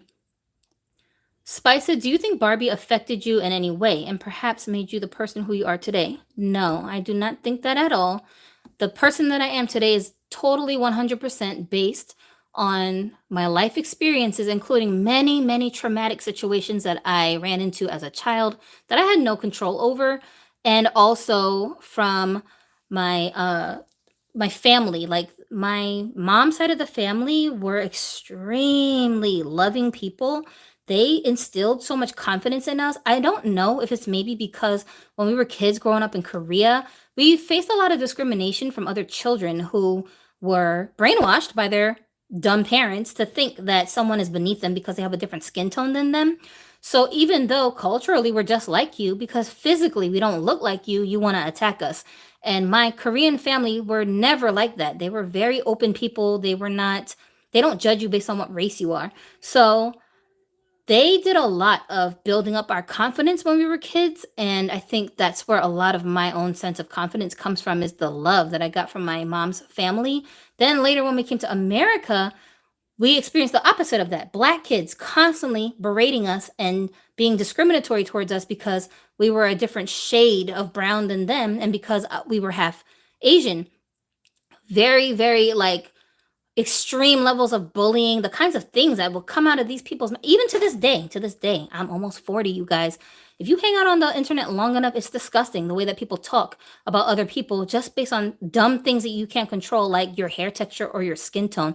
It's 100% of the time I never experience racism from anyone but black women specifically. Nobody else. And not all black women, a lot of black women who I get along with are the progressive ones. Like I said, most of us are not crazy like this. But the ones that are like from the hood, like the ratchet girls, they can't stand me. But it's not based on my personality. They don't even know who I am. They just hate that I'm mixed and that I still identify as a black person. It just makes them so angry. And I can never tell you why. They like to gatekeep the culture, which is bizarre. But like, that's what I've experienced. That's just the truth. So I'm not saying that black women are racist. What I'm saying is the ones who are racist towards me, always black women. And I don't think it has nothing to do with my race. Honestly, I think they're more just jealous because they wish they had my hair texture. They wish they had my features. They wish that they were, articulate. Like I have a lot of different talents that they wish that they had. And that pisses them off. So they just flip out on me. But that's not a reason to flip out on someone. Like you're being a weirdo. And then they'll flip it around when I defend myself and say, you're a bully. You don't like me because I'm a black lady. And I'm like, what the hell is you talking about? My daddy is black. My daughter is black. My auntie is black. My cousins are black. Everybody in my family on one whole half of my family is black. Why the hell would I not like you because you a black woman? Like, I don't like you because you is a stink bitch. That's why I don't like you. You are mean. That's why I don't like you. Because you're rude. That's why I don't like you. In fact, I didn't even know who you were until you came over here talking shit to me. So, like, how the hell you going to tell me I don't like you because you're black? You know what I'm saying? It's so bizarre. But that's what they do. They miserable. So, no, I don't think that Barbie affected my personality. But Barbie is a big part of my life. Tevin said the men that do actually hold other men accountable get called simps. Like, what the F? Spice said, did you watch the Barbie movie? What is your opinion on the movie? Oh my gosh, I can't believe you asked me that. I was over here thinking maybe people forgot about the Barbie movie. I can just slide under the radar. I still haven't seen the movie. Oh, y'all. And I don't even have an excuse anymore because I think the Barbie movie is now streaming on like Hulu or Netflix or one of these things that I have. And I see the thumbnail all the time, but I always end up clicking on something else that interests me more, which is like, dang, as a Barbie collector, what does that say? But I think it's just because the character of Barbie, it doesn't appeal to me. Like I don't care. You know what I'm saying? I don't really care about that character. My version of the ideal Barbie character, honestly, is I think the people who did it the best are Sam and Mickey. Okay, call me old school, but in my head, their version of Barbie is like the most believable. Before I discovered their show, that's how I envisioned Barbie would probably be in real life, you know? She just seems so fake and like such a facade. And I'm like, there's no way. This girl doesn't have 300 jobs. Come on, give me a break. This girl does not. Does she really not notice that her man is gay? Like, come on. What are you talking about? All these little sisters, give me a break. Like, that's kind of like the way I'm a sarcastic person. So in my head, not in a serious way, but in a comedic way, this is just the way that I always thought about the Barbie character. And like, then I saw that they had this show that they made on YouTube, Sam and Mickey. If you don't know about them, go check out their channel. I still think they do have some videos over there. But yeah, their rendition of Barbie as a character to me was like so believable and on point and hilarious. And I love that version of Barbie that I feel like if I watch the Barbie movie, it's just gonna ruin it for me, you know? But I mean, Mattel's version of Barbie technically is canon, right? Because it's their product. So I guess that would be considered like the proper depiction of Barbie. But again, I don't know because that movie was made during a very woke time in media. So I feel like, is this really Barbie or is this the Barbie version you guys are giving us right now? Because you think this time in American culture, we perceive this character to be a certain way, and so that's how you depicted this character in the movie. Like, is it real? You know what I'm saying? If 10 years from now that ideal fades away and people change how they look at gender norms, will they then have a brand new idea of what Barbie is supposed to be as a character? You know? So that's kind of what I'm thinking. But just from like an entertainment situation, I do want to watch the movie just so that I can quell all these questions that I have because I only have all these questions because I haven't seen the movie yet. So in order for me to get a definitive response, I need to watch the movie because otherwise I'm just speculating, you know? Queen bees, babies and stuff. Hi, Gypsy. Hello, darling. Tevin said back then the women had no choice but to deal with toxic men. A lot of our grandfathers were abusive, and when women's rights happened to a lot of women left and didn't look back and stayed single.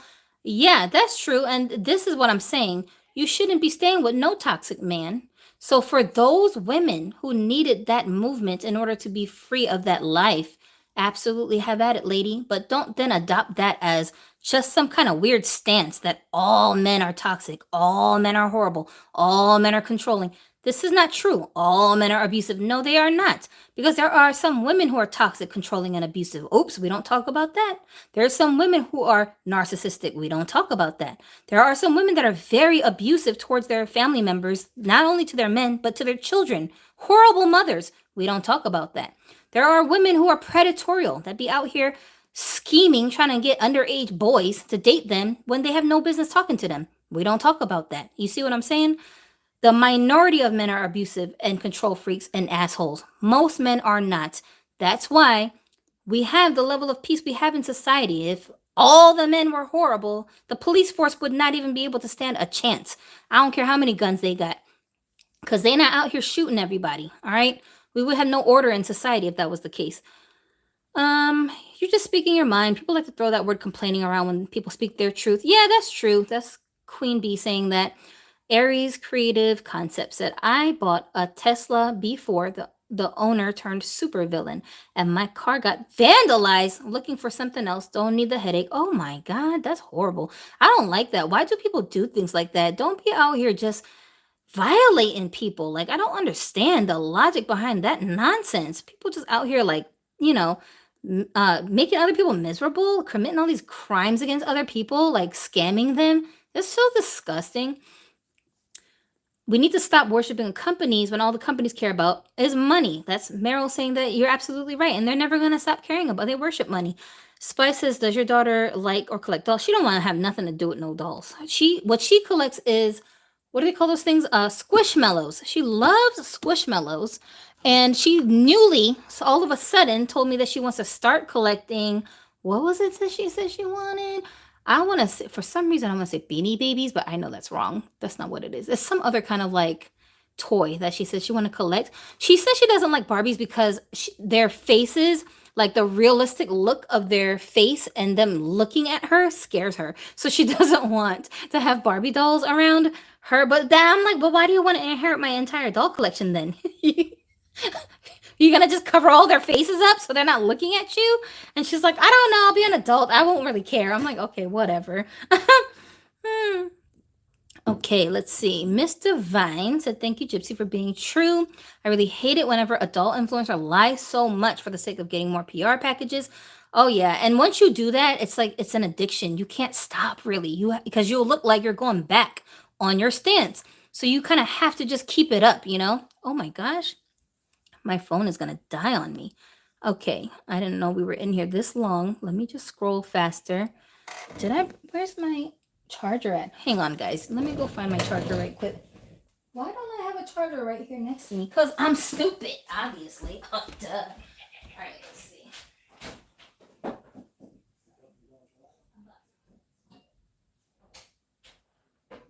you did? Excellent. But you don't have to be all quiet or anything. It's okay.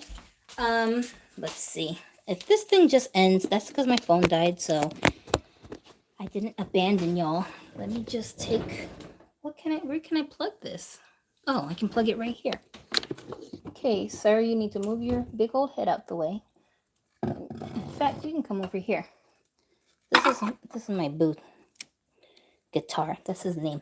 He used to be a what do you call that? What's the name of that character? Jacob Black, is that the name of the character from what is that movie, you guys? Twilight or whatever. Yeah, he was one of those guys, but I rerouted his hair and I gave him some facial hair, so now he's a Samoan dude named Guitar.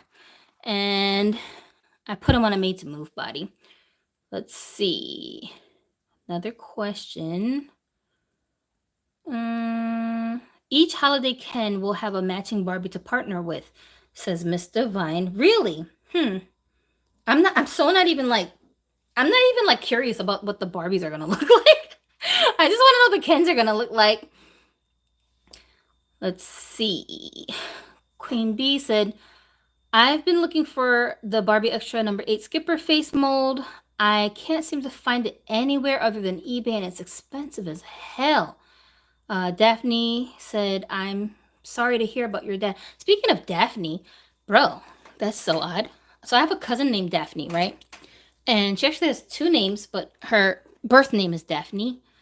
And an aunt who she's named after, named Daphne. And I'm kind of thinking about calling this doll Daphne after that cousin, because she kind of looks like a Daphne to me. So I'm like contemplating it, but I don't know. I might just change my mind last minute. I don't really know. But if I start calling her Daphne, then don't be surprised. Let's see. Tevin said, women don't need to build men up because it never ends well when the man gets on his feet. And here's the thing, if you as a woman are sitting there trying to build a dude up, that's why I'm like, you picked the wrong one in the first place. He should not need to be built up by you. If anything, he should be able to help you build yourself up. Why are you even wasting your time with a dude who's not already put together? That's why I said, like, in my husband's religion, you can't marry until you're able to actually take care of yourself first, then the other person. Because as soon as your wife gets pregnant, now you got a whole nother mouth to feed. How you gonna do that if you don't have the capability of taking care of yourself financially? You know what I'm saying? Imagine my husband coming at me talking about help me build me up. Like, bro, what is you talking about? When I was stupid in my teen years and my early 20s, I didn't know that. So to me, a guy, if he's just being nice to me and he's just love bombing me, that was almost enough for me to give you a shot. Back then I didn't, because I was very brainwashed by this 50-50 bullcrap that they tell us that I need to help my man with something. No, that's not what he needs help with. Men do need our help, but they don't need our help with things like money, finances. Most guys who want to have a marital relationship with a woman already understands that he has to provide for her. That's why he's called the provider. And if he don't understand that, well, then he's just not the dude for you. It's like... You can't complain because you picked this guy who don't got his life together and then be like, you don't got your life together. My life sucks now. Well, duh. Let's see. Aries said, your hair choices have given them personality for sure, which is absolutely what I was trying to go for. So I'm still debating with the last doll in the series, what to do.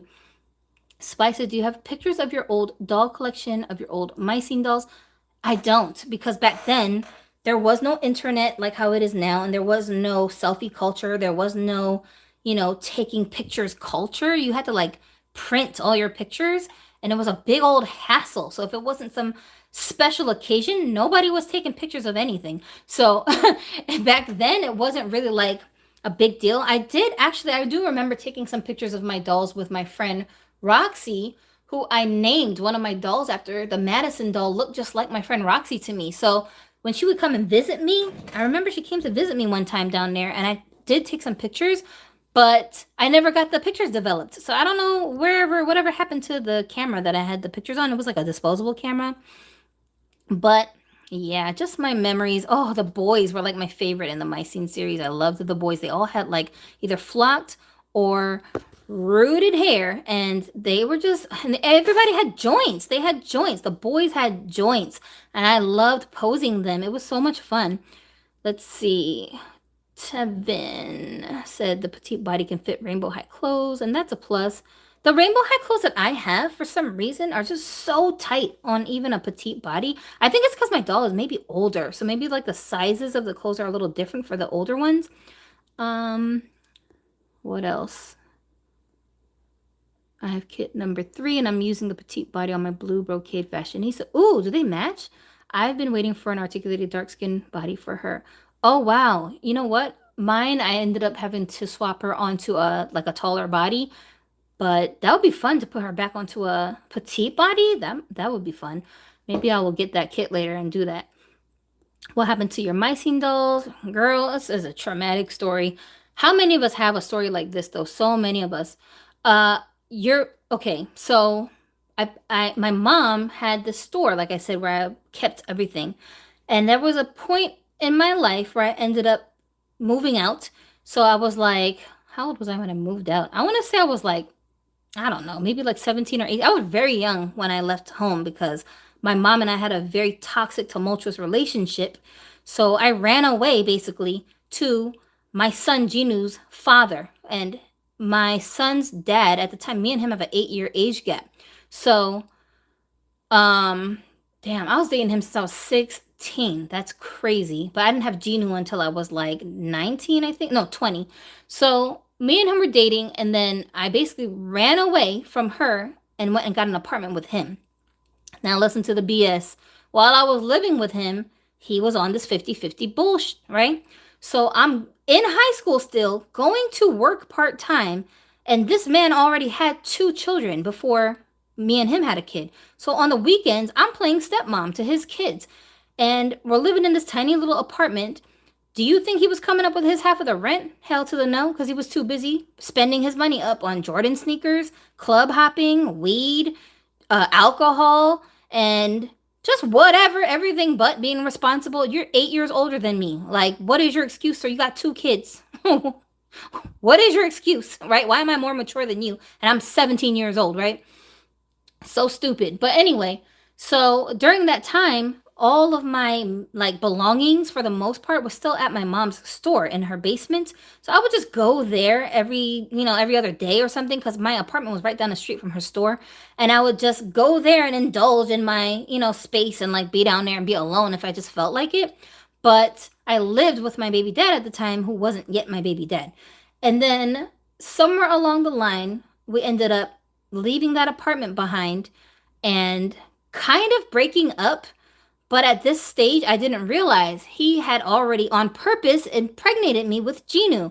I didn't know that at the time. So I'm thinking, well, I'm about to fail out of school because I missed so much school because I'm like in a depression and I can't bring myself to get up and go to school every day. So I basically called up my uncle and was like, yo, let me come out there and stay with you for a little while. I need to finish out my senior year so I can get my diploma. So lickety split, my uncle was like, yep, no problem. You can come here and stay with me. So I left and went from New York to Virginia. During that time, my mother had, okay, my mom ends up moving locations from that store to another store, right? She packs everything up, moves to this other store, and then I'm in Virginia, so I can't see what she's doing with my things. She calls me up out of no place one day and she says, hey, listen, I'm about to close this store down because I don't want to open it anymore. And whatever stuff you have here, you're going to have to come and get. Girl, one of these like school breaks that I have, I decided I'm going to come back home to New York for a visit so I can straighten out what's going on at my mom's store and get my things. My first priority is to get my dolls. So I go in there. Do you think that she had everything organized? Do you think she had everything packed up like a normal person would? No, just a bunch of trash bags everywhere filled with random junk. I'm like, what in the world, lady? Like, what is this, right? So I'm sitting here playing scavenger hunt, trying to find my things. God. It was a nightmare. And then finally, within this massive, like, if I could show you a picture of how this looked, like, imagine a warehouse, just the whole entire floor is covered with trash bags and random stuff piled everywhere. This is what the store looked like. I'm sitting here like, how is this lady my mom? So I finally find the bag that's supposed to have my things in it with my dolls. I, at the time, because I'm not living in New York, I'm not about to haul this whole bag of stuff back to Virginia with me. So, because I'm only staying in Virginia temporarily to finish school. So I knew I was going to come back to New York. Also, at this time, I'm pregnant. I'm like 6 or 7 months pregnant at this time, too. So I tell my younger sister, who was already married at the time, and she was like, she had her own place. I'm like, yo, let me keep my bags of dolls with you, just hold them and keep them safe until I come home. So she's like, okay. So my sister is holding on to my dolls. My sister at the time had her son already. Like, my sister's younger than me, but her son is 9 months older than my son. So he's like going through the bag, pulling out stuff and playing with it, and she's just letting him. And I'm like, so I thought you was gonna hold my stuff safe. Like, what are you doing? So now my sister's house, she's got all my stuff that's inside of this closet in a bag, just strewn everywhere because her baby got into the bag and she didn't do anything about it. And it got all mixed up with their junk. And like, I don't know, everything just got lost. So here and there, like one or two pieces of things I think I collected out of that stash of stuff that was all over her house and like saved like a few of those dolls. But it wasn't even nearly close to the actual full collection that I had. And I think that she let her husband's nieces and nephews come over to their house and like take stuff out of there. And because it was just like gone, like things were just gone. And I'm like, where's my dolls at? So well, I don't know, bruh. So that happened. So that's what happened to my dolls. God knows. They just ended up somewhere. So traumatic. I hate when things like that happen. That's not even the only time where something like that happened where my dolls got lost or like a whole bag full of them ended up in a garbage can. It was just ridiculous. Which Rainbow High doll was it? The doll I had was, what is the name of that doll? Is there a Rainbow High doll called Madison? Oh, wait a minute. What is the blonde one? The real like sunny something? The one with the real yellow hair? She was the one that I had.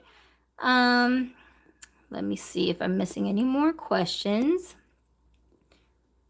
Let's see. We're talking about Shadow High dolls. Dolls of the World collection. Descendants dolls. I think I used to have one or two of those too. Uh, who needs pigtails? This guy? Talking about this guy? M. Packard? Think I should give him pigtails? His hair is a little bit stressful because it doesn't really do everything I want it to do. I think I tried to curl his hair at one point, but the curls didn't stick. And I was irked. And his hair is also cut into like layers. So I can't really style it like how in my head I'm thinking that I could style it. It's just so much work that I never really do anything with his hair. But maybe I'll try to put it in pigtails. Wouldn't it be amazing if Bill Greening and other fire designers started their own company and blow Mattel off the map? This is a question from Mark Dodge. Wouldn't that be a dream? But it just takes so much money to compete with Mattel. It's like almost impossible.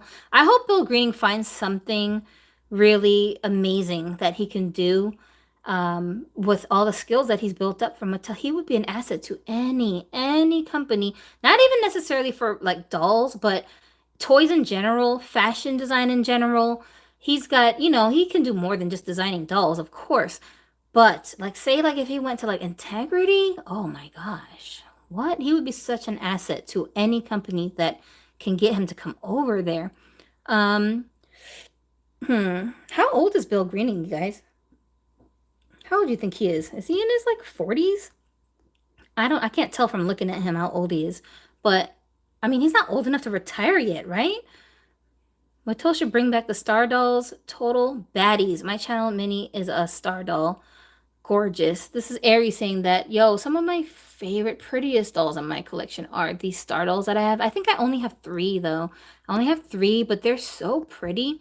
And I just, their bodies just sucked. Like, if their bodies were better, I would have probably ended up getting more. But for the price, like, I just want you for the head and the clothes, bruh. I can't justify it, you know? But I got such a good deal on the ones that I ended up getting. I got them secondhand off of eBay, and they just, ugh, they're amazing.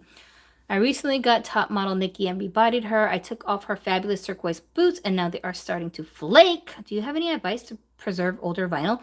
That's SBN saying that. You know what I do when my doll clothes start to flake? I just peel all of it off.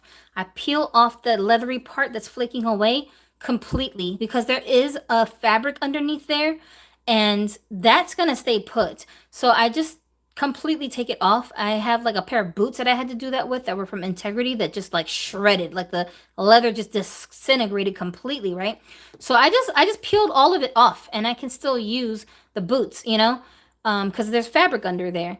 Bluey Blue said, Aries, I've been curious if the t-shirt dress fits them too. I'm glad it does. Yeah, it does fit the boys. This is the first male doll that I actually tried that t-shirt dress on, but I like the way it looks on him, so I'm gonna keep him like this. And I got to use this little piece that I was trying to put on my other doll. And it wasn't working for her. I feel like curvy sized things fit on the Kens and the Kens clothes fit on the curvies very well. So that's a plus because they can interchange clothes if you need more for either bodies.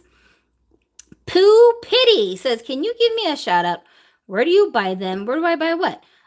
You can go on my channel, on my videos. If you're looking for Barbie Basics dolls, I do have a bunch of product links for these guys. The first 5 dolls that come together, you can definitely go and check those product links out, and then they will take you over to a few different stores. You know, whichever stores have them available at retail, you can get them there.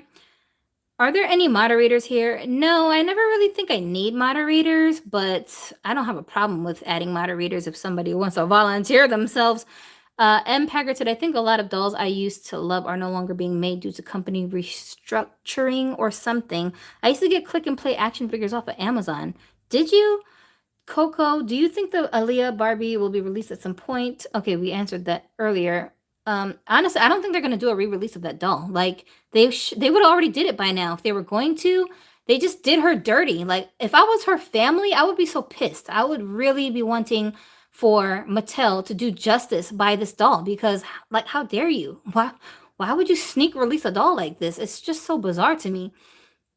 And they're so hush about it. Like they're being so quiet about it as if it never even happened. You know what I'm saying? Like Mattel, can y'all please explain what the hell is going on over there? It's almost like they're trying to distract us with, oh, guys, massive layoffs so that nobody is asking them about Aaliyah. Oh, guys, LeBron James doll's coming. But what about Aaliyah? Like, can you please explain yourselves? Oh, my God. Pooh Pity, what an interesting name, said, which doll is your favorite? I don't have any favorite doll.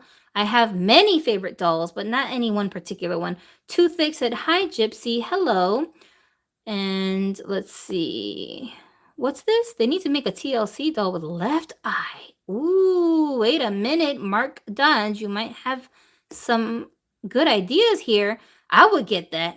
What? A left eye Barbie? The whole trio. Like, can we get all 3 of the girls from TLC? What? Can you imagine having a chili sculpt? Oh my God, that lady is so pretty. So pretty. Like even now, she's like almost like, what is she, like 50 years old? She's mad pretty. Dollhouses with no bathroom or toilet. M. Packard said.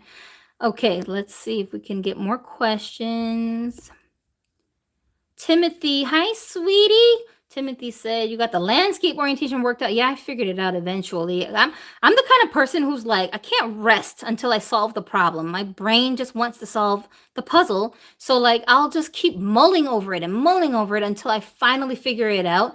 I just can't rest. If I couldn't figure out how to do the landscape, I wouldn't have even bothered doing any more lives since that first one, because it would have just bothered me so bad. I would have been like, it's not worth the trouble.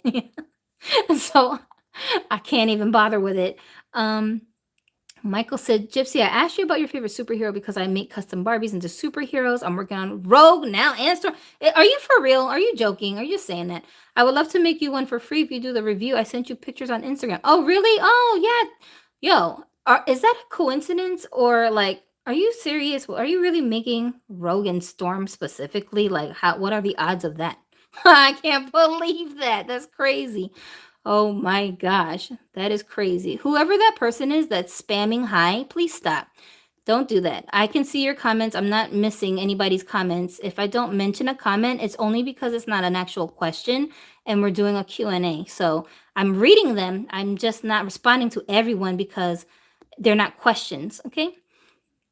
Yeah, but that sounds amazing. I would love to review your doll. Just know that I don't do fake reviews. So if there's something that I notice that seems out of place, I'm going to mention it, but that's just what it is. But I mean, you're doing a custom doll, so it's like it's not really the same thing as like a manufacturer. Manufacturers get no grace from me because y'all know better. Y'all should know better.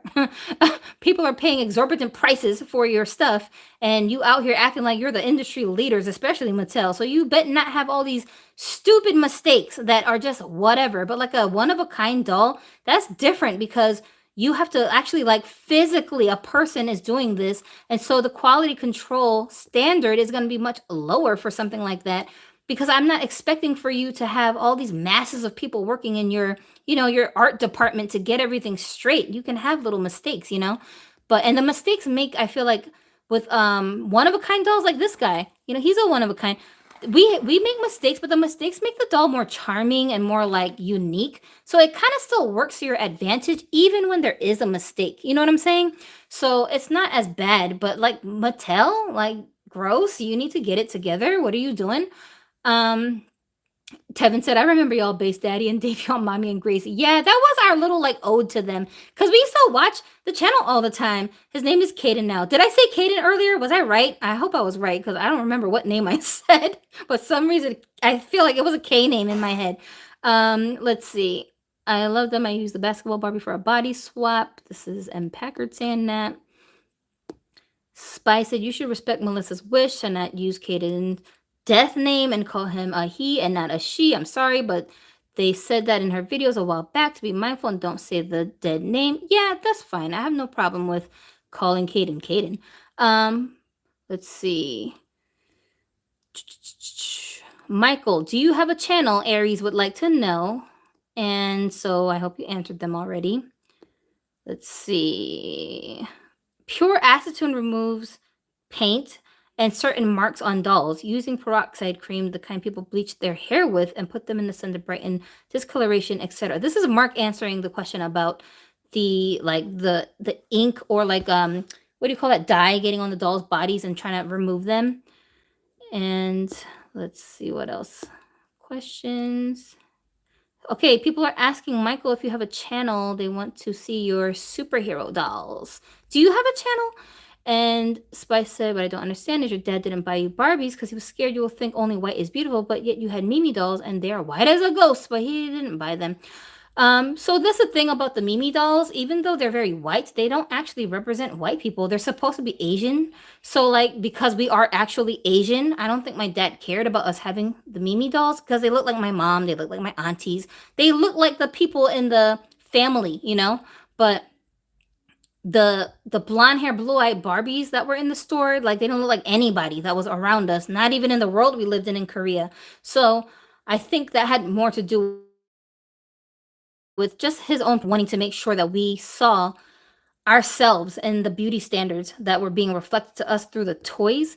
But again, this is my hypotenuse. This is my theory. My father never told me that. This is just what I think based on certain things that he would tell us about just life in general and about race relations and like the things that he would teach us about Black culture and Black history. He made a big point of making sure that we didn't feel like black doesn't also equal beauty. You know what I'm saying? Because like you guys ever heard about that test that they would do? It's like a social experiment where they gave little girls two dolls. One was white, one was black, and for each girl that they tested, one of the girls would be a white girl, one would be a little black girl, and they would ask the two girls, which doll is the prettier one?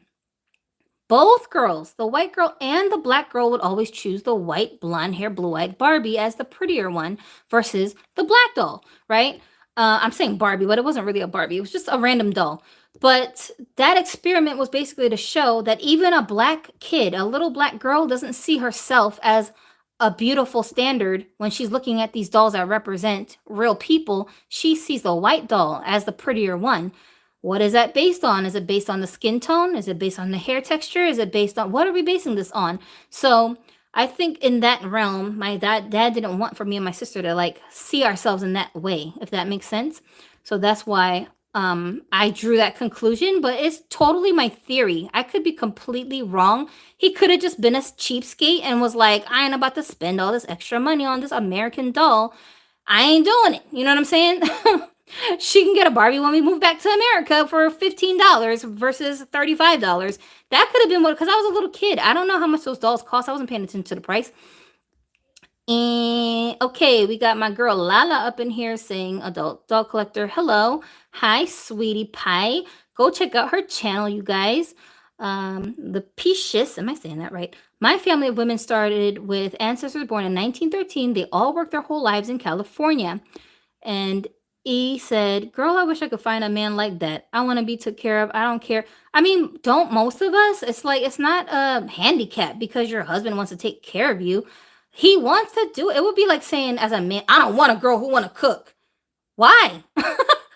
She want to cook for you. What's the problem? Why are you making it about something that it's not? I don't want to cook for you because I feel like you as a man shouldn't cook. You should not be in my kitchen. Get out of my kitchen, man. Stop coming over here touching my kitchen. That's not why I want to cook for you. Like, I just enjoy doing it. What's the problem? That's my love language. I'm showing you I love you by taking care of you and making sure you have delicious food to eat.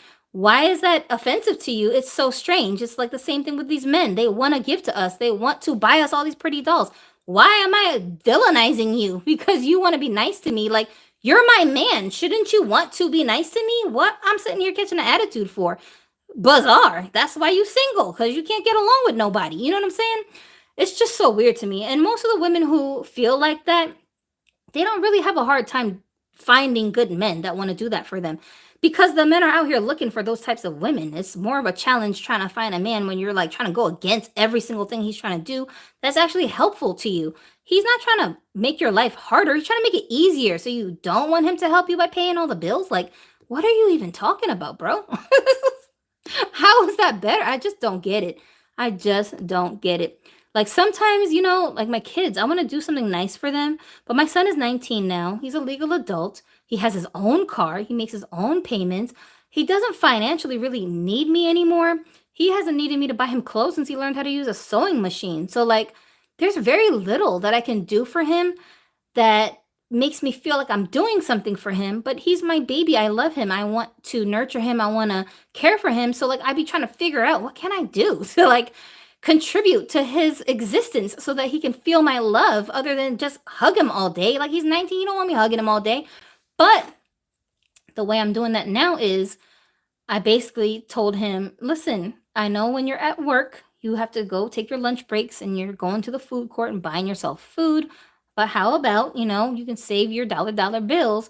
Let me make you food. I'll pack you a lunch and then you can eat that. If you don't want it, you don't have to eat it, but at least you have it.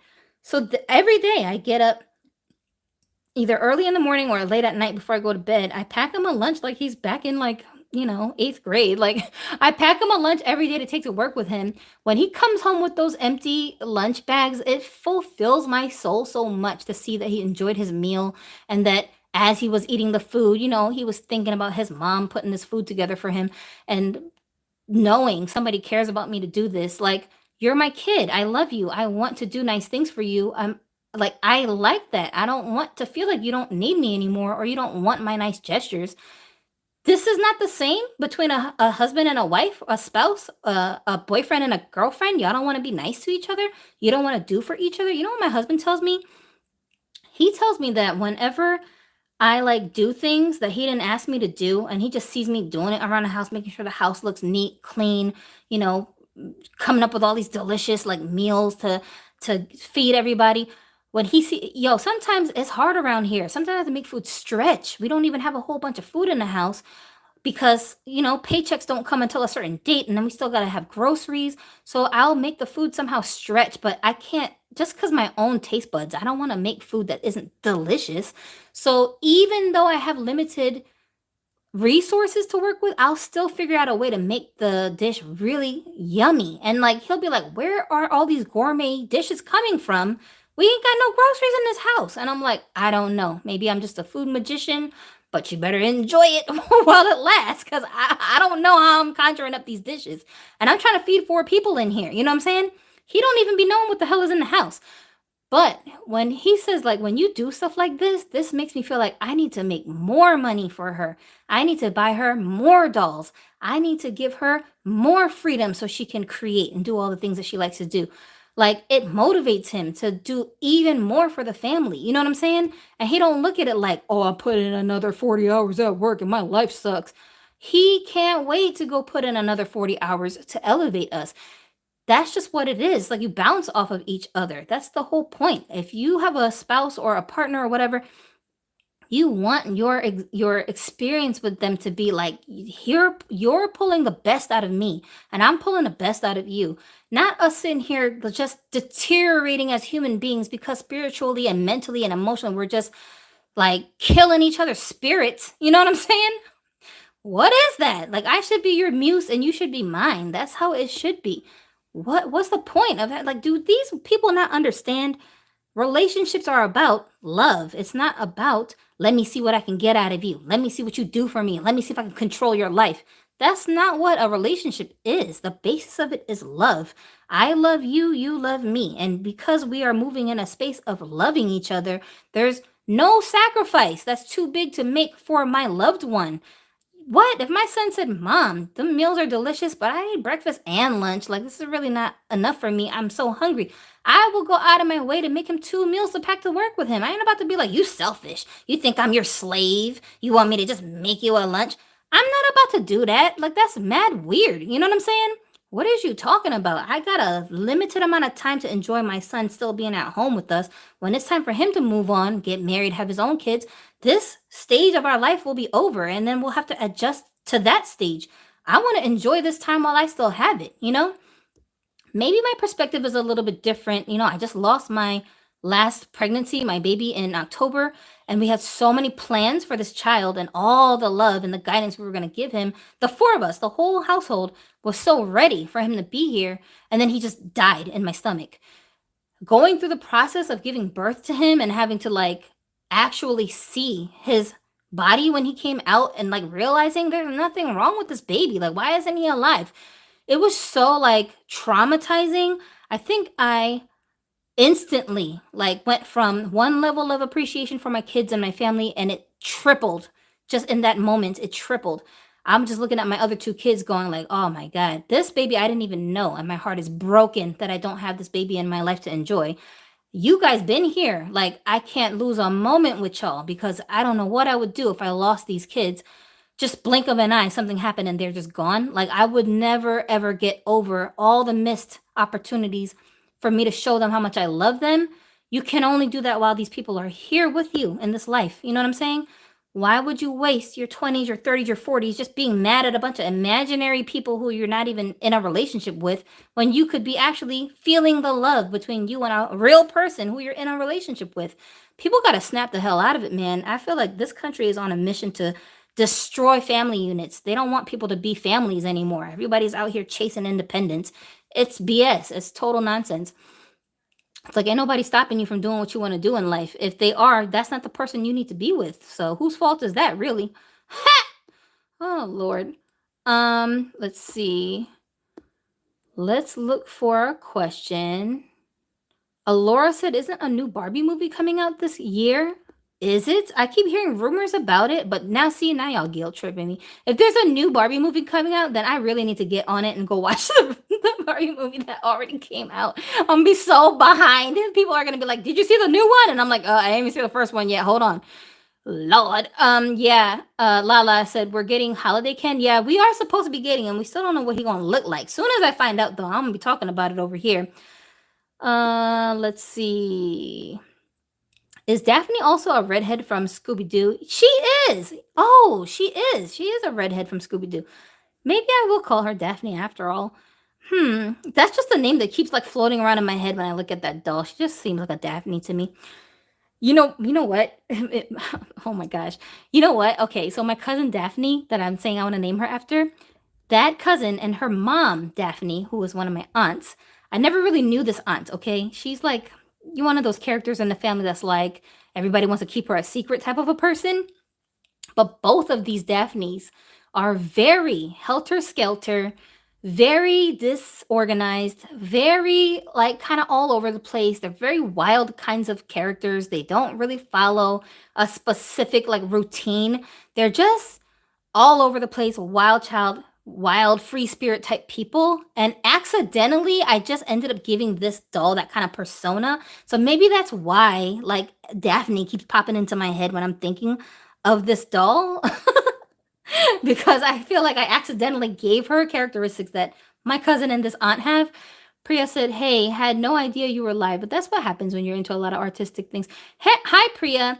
Yeah, we totally went over our time, but because I'm not in a big rush right now, I'm not really like jumping off of here too quickly. Although we're already like 2 hours over, but people are jumping in and out at different parts of the live, so I'm going to eventually, oh my gosh, it's gonna be crazy to edit. Eventually I'm going to edit some of this stuff so that we have you know a condensed version of this up for people who want to watch it.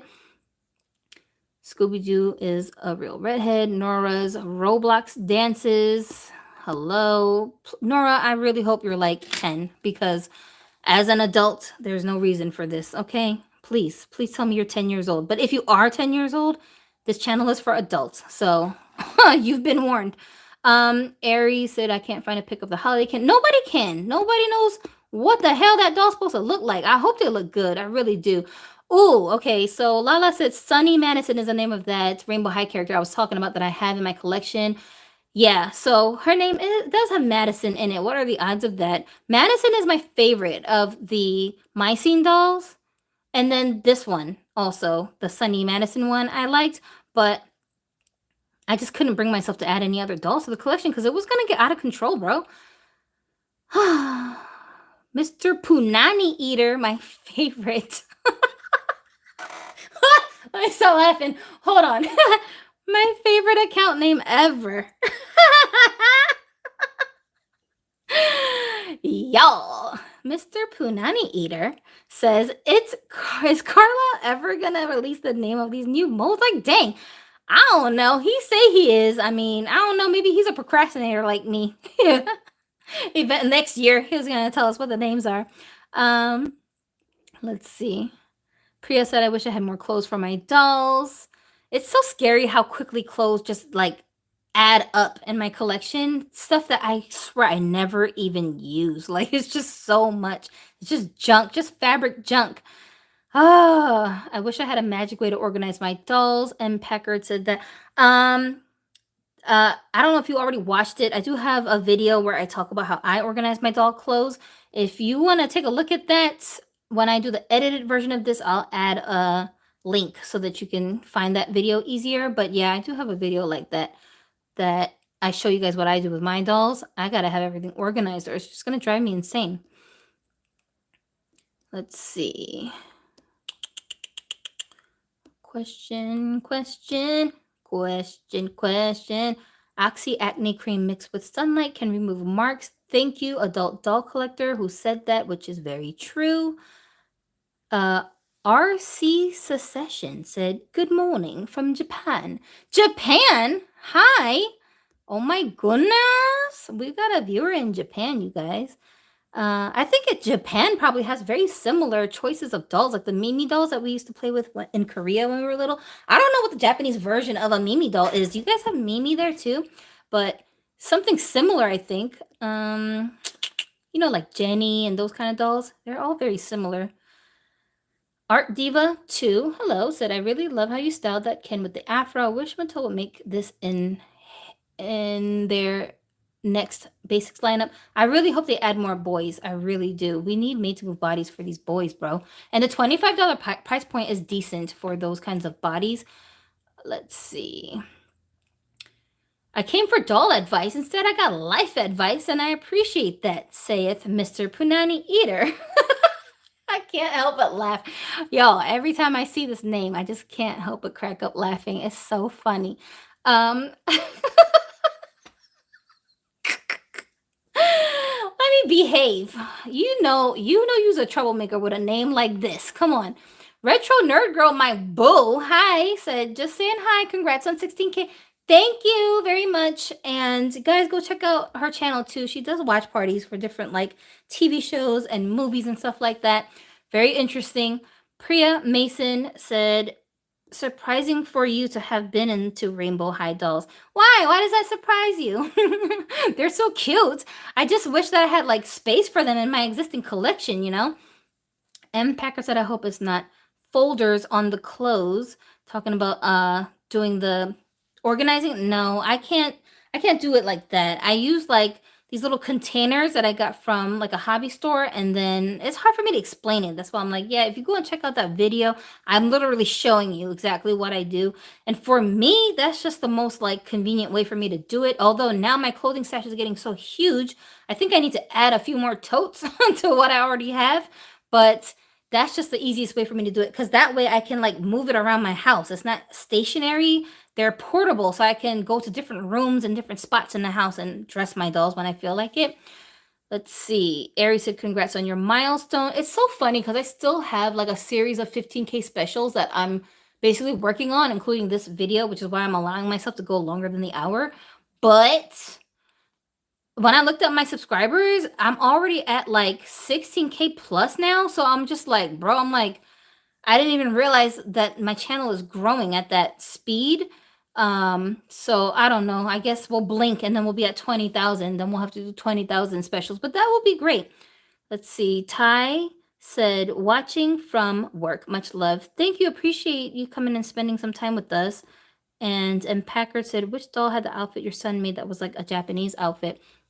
So the outfit, I have a couple of dolls that are just like that.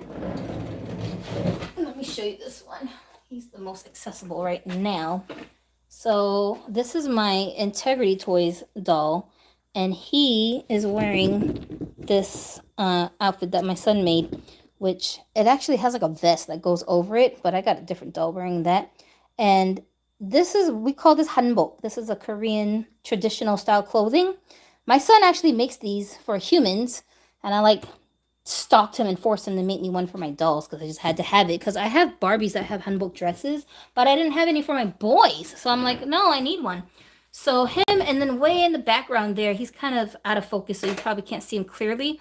But behind Johnny Depp, there's another doll back there. It was also an Integrity Toys doll, and he's got on the vest piece that goes over that. Those are called hanbok, Hanbok. And this is what we wear, traditional clothing in Korea. But my son, what he likes to do is he mixes and matches hanbok pieces with Western style clothing and just like rocks his outfits like that. He just wears that to like work. He was just wearing that kind of stuff to school. So it's kind of like, he'll weave in our traditional fashions with new fashion and just kind of bring it to life. So earlier when somebody was asking, I think it was Spice, was asking about whether my kids identify as mixed. 100% they do, and they show it in the way that they dress.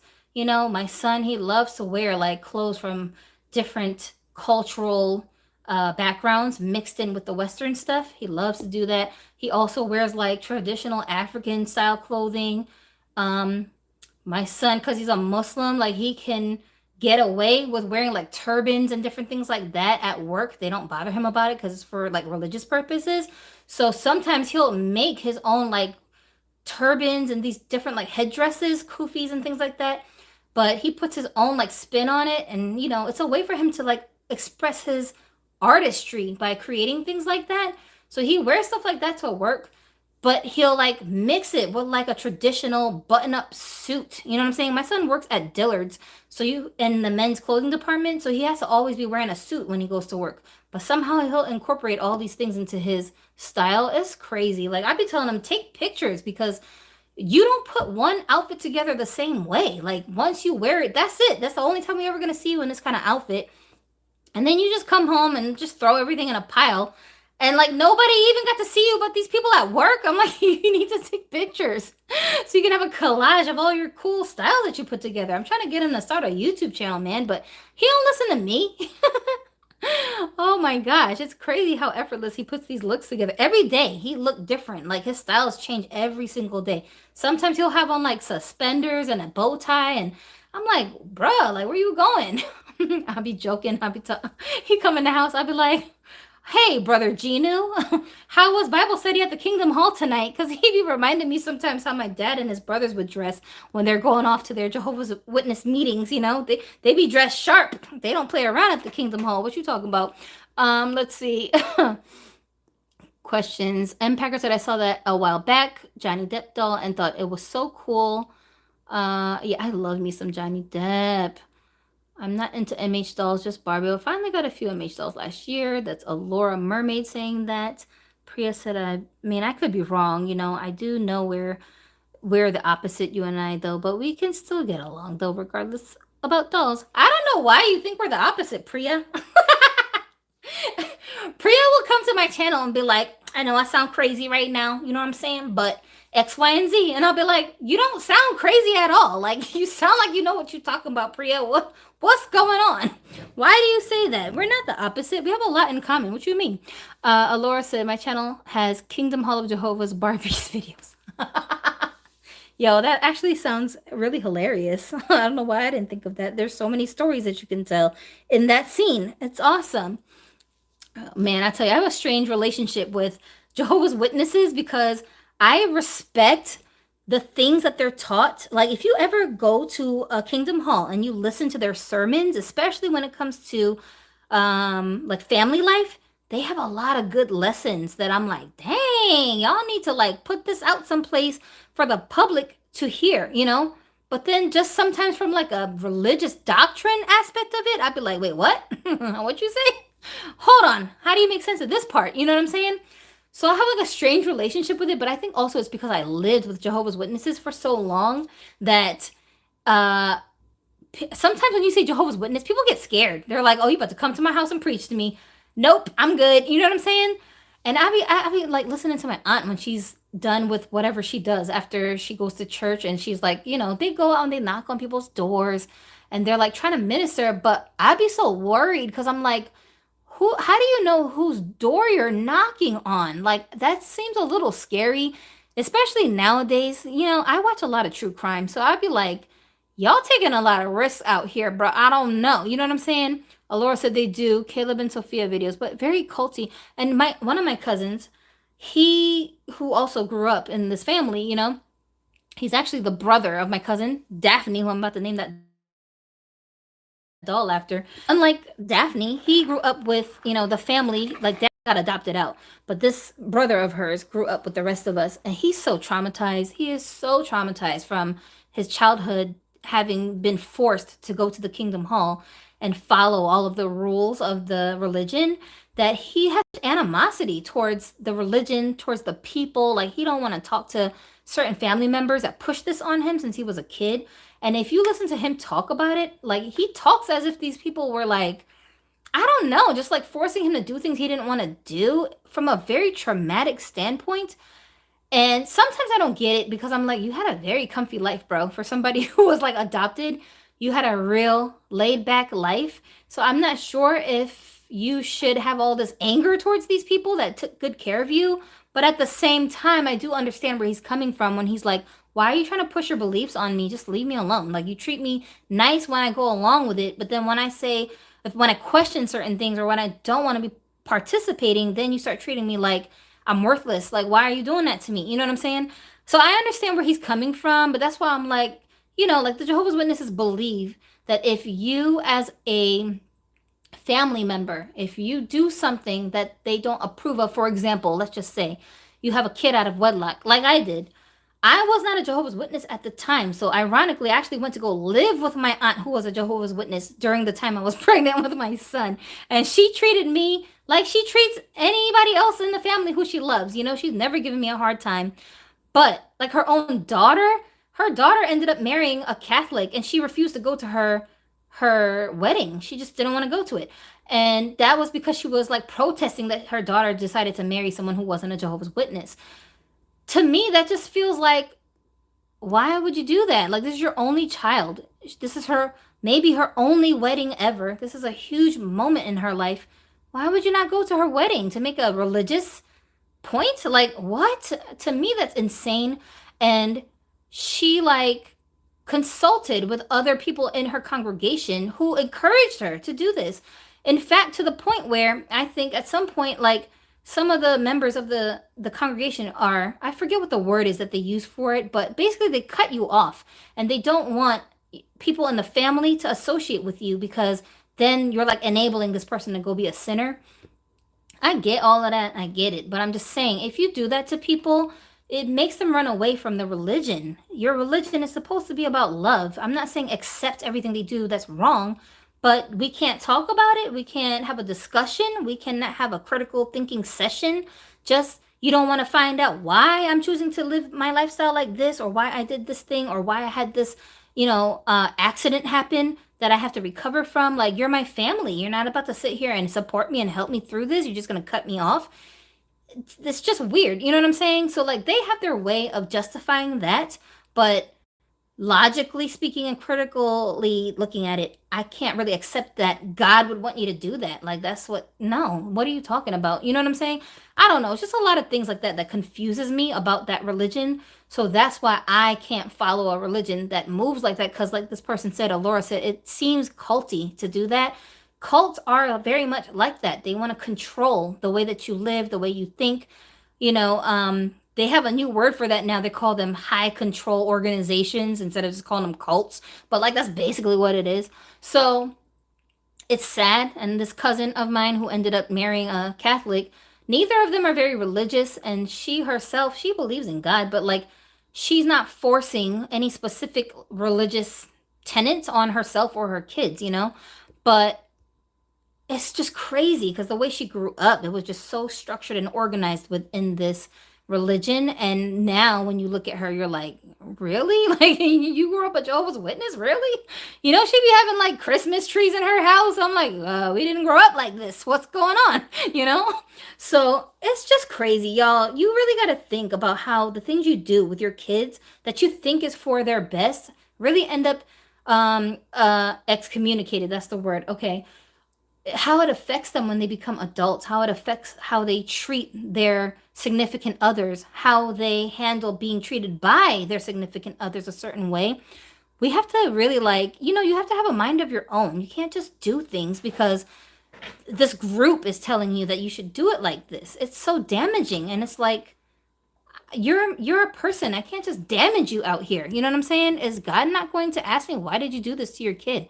Why did you ostracize them?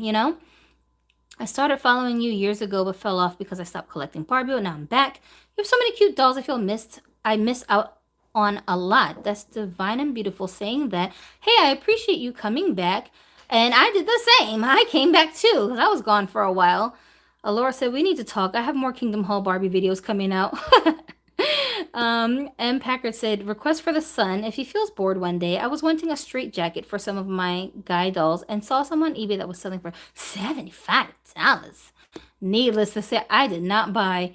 Oh Lord, I'll talk to him about that. Alora said, my mom didn't shun my sisters, never understood that. And Packard said, I ended up making some, turned out okay, but seeing how others might make one would be inspiring.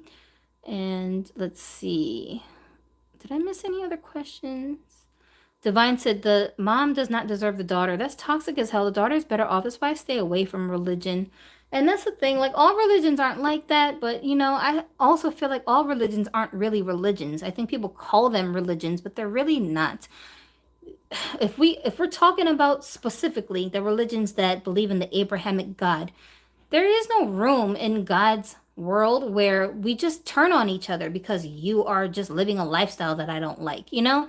It's not like that. Like, even the Bible says don't judge other people. So if it says don't judge, why do I get to just cut you off because you're not living a certain lifestyle? To me, that makes no it can't be both. I can't judge you, but based on my judgment of you, I'm gonna cut you off. What? Like, huh? That does not make sense to me. Ty said, I came for the doll, stayed for the sermon, talk the truth. These lives, this was somebody said, you don't seem that different in your lives as you do in your videos. But I'm like, no, the difference is not the way I talk, it's what I talk about. I can't do these lives without like totally being myself. And this is just stuff that I normally talk about with my friends and like my husband and my kids all the time. This is just always constantly things we talk about. So that's the part that's different because all this would never go into a regular upload when I'm just talking dolls. You know what I'm saying? Because it don't really got nothing to do with dolls. So, but you know, I'm not just a doll collector. I have other things going on in my life, and even like I said, with the way I collect my dolls, I try to focus on reflecting my real life, which is filled with people who are all different races, all different genders, all different age groups, all different what do you call it, like cultural backgrounds, religious backgrounds. I do have some dolls that are hijabis. I have dolls that are supposed to be Muslims, but they don't cover up, like this girl back here with the sunglasses, way back there next to my Asian Integrity Toys Ken. She is supposed to be a Muslim character, but she doesn't cover herself with a hijab. And there are so many women who are Muslims that don't cover themselves. People will try to shame those women and be like, you're a Muslim, but you don't cover up. Ew, why do you do that? But it's like, again, who are you to judge me? You know what I'm saying? That it kind of dispels this idea that Muslim women are oppressed and that they can't do things that they want to do because somebody's forcing them to do something. Nobody's forcing us to wear a hijab. If I don't want to wear it, I don't have to wear it. Should I wear the hijab? According to the religion, you should choose to wear a hijab as your commitment to God.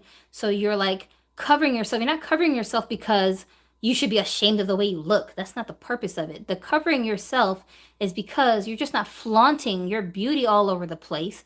And it's unnecessary for you to do that. And it's a way to protect yourself because we have pervs out here who can't control themselves. And if they just feel like, well, she came out with all her cleavage hanging out, so that must mean I can do something to her. Or if they feel like harassing you because they like how tight your pants look on you, sometimes weirdos think they can just do things like that. So you protect yourself by just covering yourself up and dressing modestly. You're not hiding from anyone. It's just don't bother me. It's like when you're driving a car, should I steal your car because you left your door unlocked? No, I'm a psycho if I do that. But should you not lock your car door because I shouldn't just steal it? No, you should protect yourself and your vehicle, your investment, and lock the doors. You understand what I'm trying to say? It goes both ways. If you lock the doors and I still came over and cracked open a window and stole your car, well, then you really can't blame yourself in any way. All you can do is say, well, I tried my best. It is what it is. You know what I'm saying? But imagine if you left that door open and I came and stole that car. You'll really be sitting there feeling kind of guilty, like, damn, why didn't I lock the doors? You understand what I'm saying? That's the difference. So, like, these people who will be like, oh, the Muslim women, they're being oppressed. It's like, no, they're not. Go talk to some Muslim women. They think you're being oppressed because you don't feel comfortable coming out the house without makeup on, without your cleavage hanging out, without your booty poking through your pants. They feel bad for you. They're like, look at these women. They can't even be free to be themselves because they have to advertise their goods to everybody. Oh my God. That's so pathetic and sad. That's how they're looking at you. You know what I'm saying? But yeah, so that character back there, she's supposed to be a Muslim, but she doesn't cover herself. And then I have another character who always covers herself. So when I take pictures of her or do any kind of footage with that doll, out of respect for that character's preferences, I never show her with her hijab off. Like, she always has on something that's covering up her hair, and it just is what it is. But I like to reflect that in my doll collection. It makes me appreciate the people that are from these different backgrounds a lot more when I have that representation in my doll collection. Let's see. Susan's Entropy Apothecary, so many big words, says, I am so glad I found you, doll tune people. This was a great one. Hey, thank you for saying that. And I'm glad, I have such a good community built up here. Very few of us are so like emotionally sensitive that we can't handle these real conversations with each other, because at the end of the day, we are adults and a lot of us are at different stages of our adulthood. Some of us are like, elderly, some of us are new adults, some of us are middle aged. We're all different genders, we're in different relationship statuses. A lot of us are mothers, and we're trying to navigate this thing while also enjoying our collections and like kind of getting lost in the fantasy of the doll worlds that we build, which is great. But at the same time, sometimes you feel like, am I the only person who feels like this? I'm about to drop all these dolls. Look at this. Look at this. About to drop all of them. Would y'all stop? Stop being so dramatic. But anyway, so you start feeling kind of like, am I the only weirdo who thinks the way that I think, or like sees that the stuff that's going on in pop culture looks crazy? Because people don't like to talk about these things publicly. They're just scared that like someone's gonna disagree with them and then villainize them for having whatever views they have about things. But I like that in this community we've built here, that's not the case.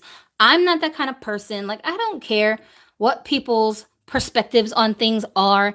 I have friends who are straight literally atheists. Like, they don't believe in God at all, and I don't have a problem with them. I get along with them fine. This family that I was talking about, that I went to go live with, my uncle and my aunt is a Jehovah's Witness, and my uncle, her brother that lives with her, he or lived with her, he's dead now.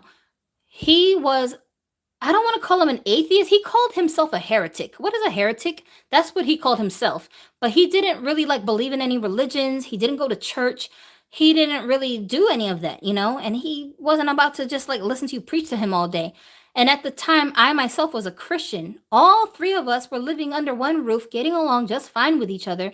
And it was fine. Like, that uncle of mine was my absolute best friend. He was 30 years older than me. Best friend. Me and him had the same birthday. And like, until he died some years back, I mean, I could talk to him about literally anything. But always there was this filter that I would, take his advice in with, based on, at the time, my Christian beliefs. So even if he gave me advice that didn't line up with Christianity, those are the things that I would filter through the religion and say, okay, well, if I follow this advice and that's kind of going against my religion, so I don't know if I want to do that part. But this other stuff that he's telling me, I'm definitely learning from. And you can learn from everybody of all different backgrounds about all kinds of things.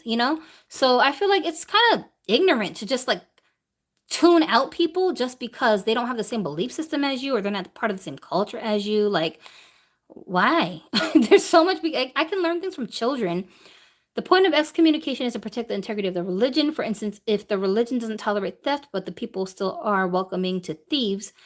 Yeah, so I understand, like I said, there's a way that Jehovah's Witnesses will justify what the excommunication is for, but at the same time, that's why I'm like, okay, let's use our discretion here, because if your kid stole something, do you just excommunicate them? If you make a mistake, like if you sin, does God just cut you off?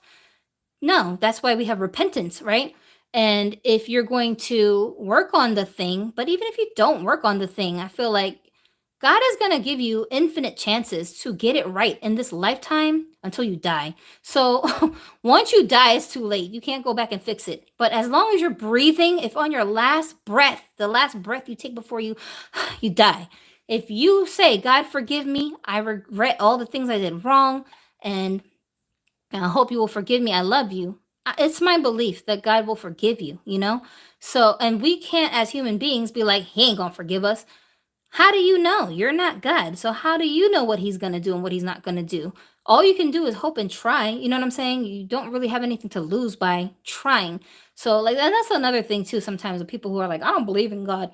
That's fine, but what if there is a God? If you don't believe in God, so therefore you live your life according to what you think life should be, what if you die and realize there was always a God, and all the people who said God is real were correct?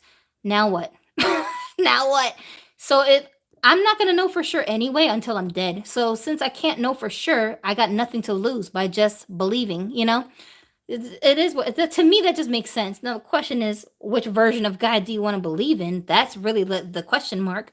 But I look at it like, at least if you're trying to figure it out, you have a higher chance, a higher risk of winning when this race is over than losing because you just refused based on what most people who say they don't believe in God.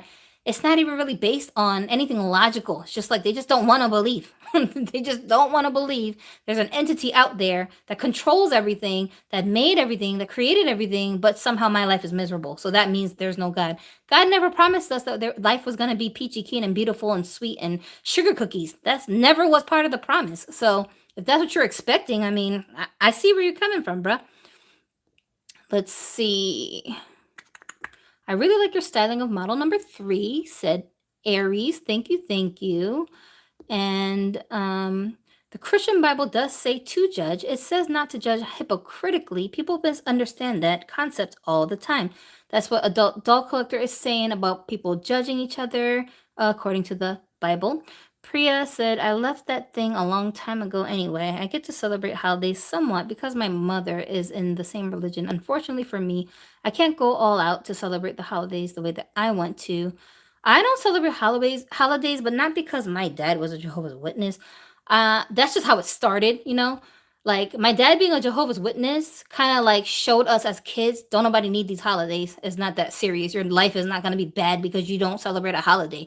But as an adult, as I got older, especially like moving through the Christian religion, I just saw so much hypocrisy. Like none of these religions are really actually religious. They're just basically like stores and like corporate entities using religion to pander to people who are religious so they can get more money out of us, like this DEI stuff we were talking about earlier. So once I figured that part out, I'm like, yeah, y'all scamming us out here. I'm good. Why I'm getting presents for Jesus's birthday? Jesus didn't even celebrate his own birthday. What I look like? I'm like, nah, I'm good. What? Imagine it's my birthday. I'm buying everybody else presents. It don't make no kind of sense. So it didn't make sense to me. I just stopped celebrating all of that stuff because it was frivolous. And your kids will start treating you like you're a bad parent because you didn't buy them presents. Like, who the hell do you think you are? You don't pay for nothing. Sit your butt down. You ain't gonna judge me on whether or not I'm a good parent because I did or didn't buy you a holiday gift. Get the hell out of here. Let's see.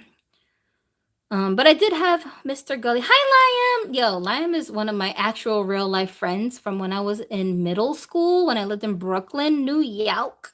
We used to go to a performing arts school, and our school was like nothing I've ever even heard of before or since. So we're in middle school, right? They gave us majors and minors in the school that we could choose, and it was all related to performing arts. So we had keyboarding class, art class, like visual arts, dance, and we had band class. And you had to pick one as your major that you did all year round, and then the other three you would be doing as a minor class so that you could experience them at different parts of the school year. You know, they would rotate it so that you could like decide if you were into those other types of arts as well. So that's what we used to do in school. We used to have so much fun. I really loved my experience at that school with people like Liam, and we just had so much fun, you guys. Like we would have this one teacher who would let us play like music on a piano, right? He brought in like a keyboard, and I would play the music in class while we would turn song lyrics, real songs, like on the radio, like songs that the teacher would teach us, and we would change the lyrics so that it fit the lesson that we were learning so we could memorize the songs and learn the information better. And it worked. Like I remember like singing those songs well after I had left that school.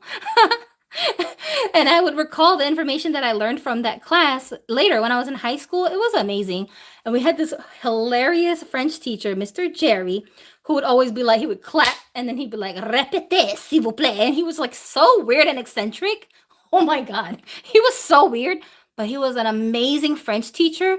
He would always make sure we pronounce everything correctly and just be so stuck on pronunciation. Later, when I went on to other schools where I was continuing my French lessons, I didn't realize how good of a teacher this guy was because we was always like cracking on him, making fun of him because he was so bizarre, right?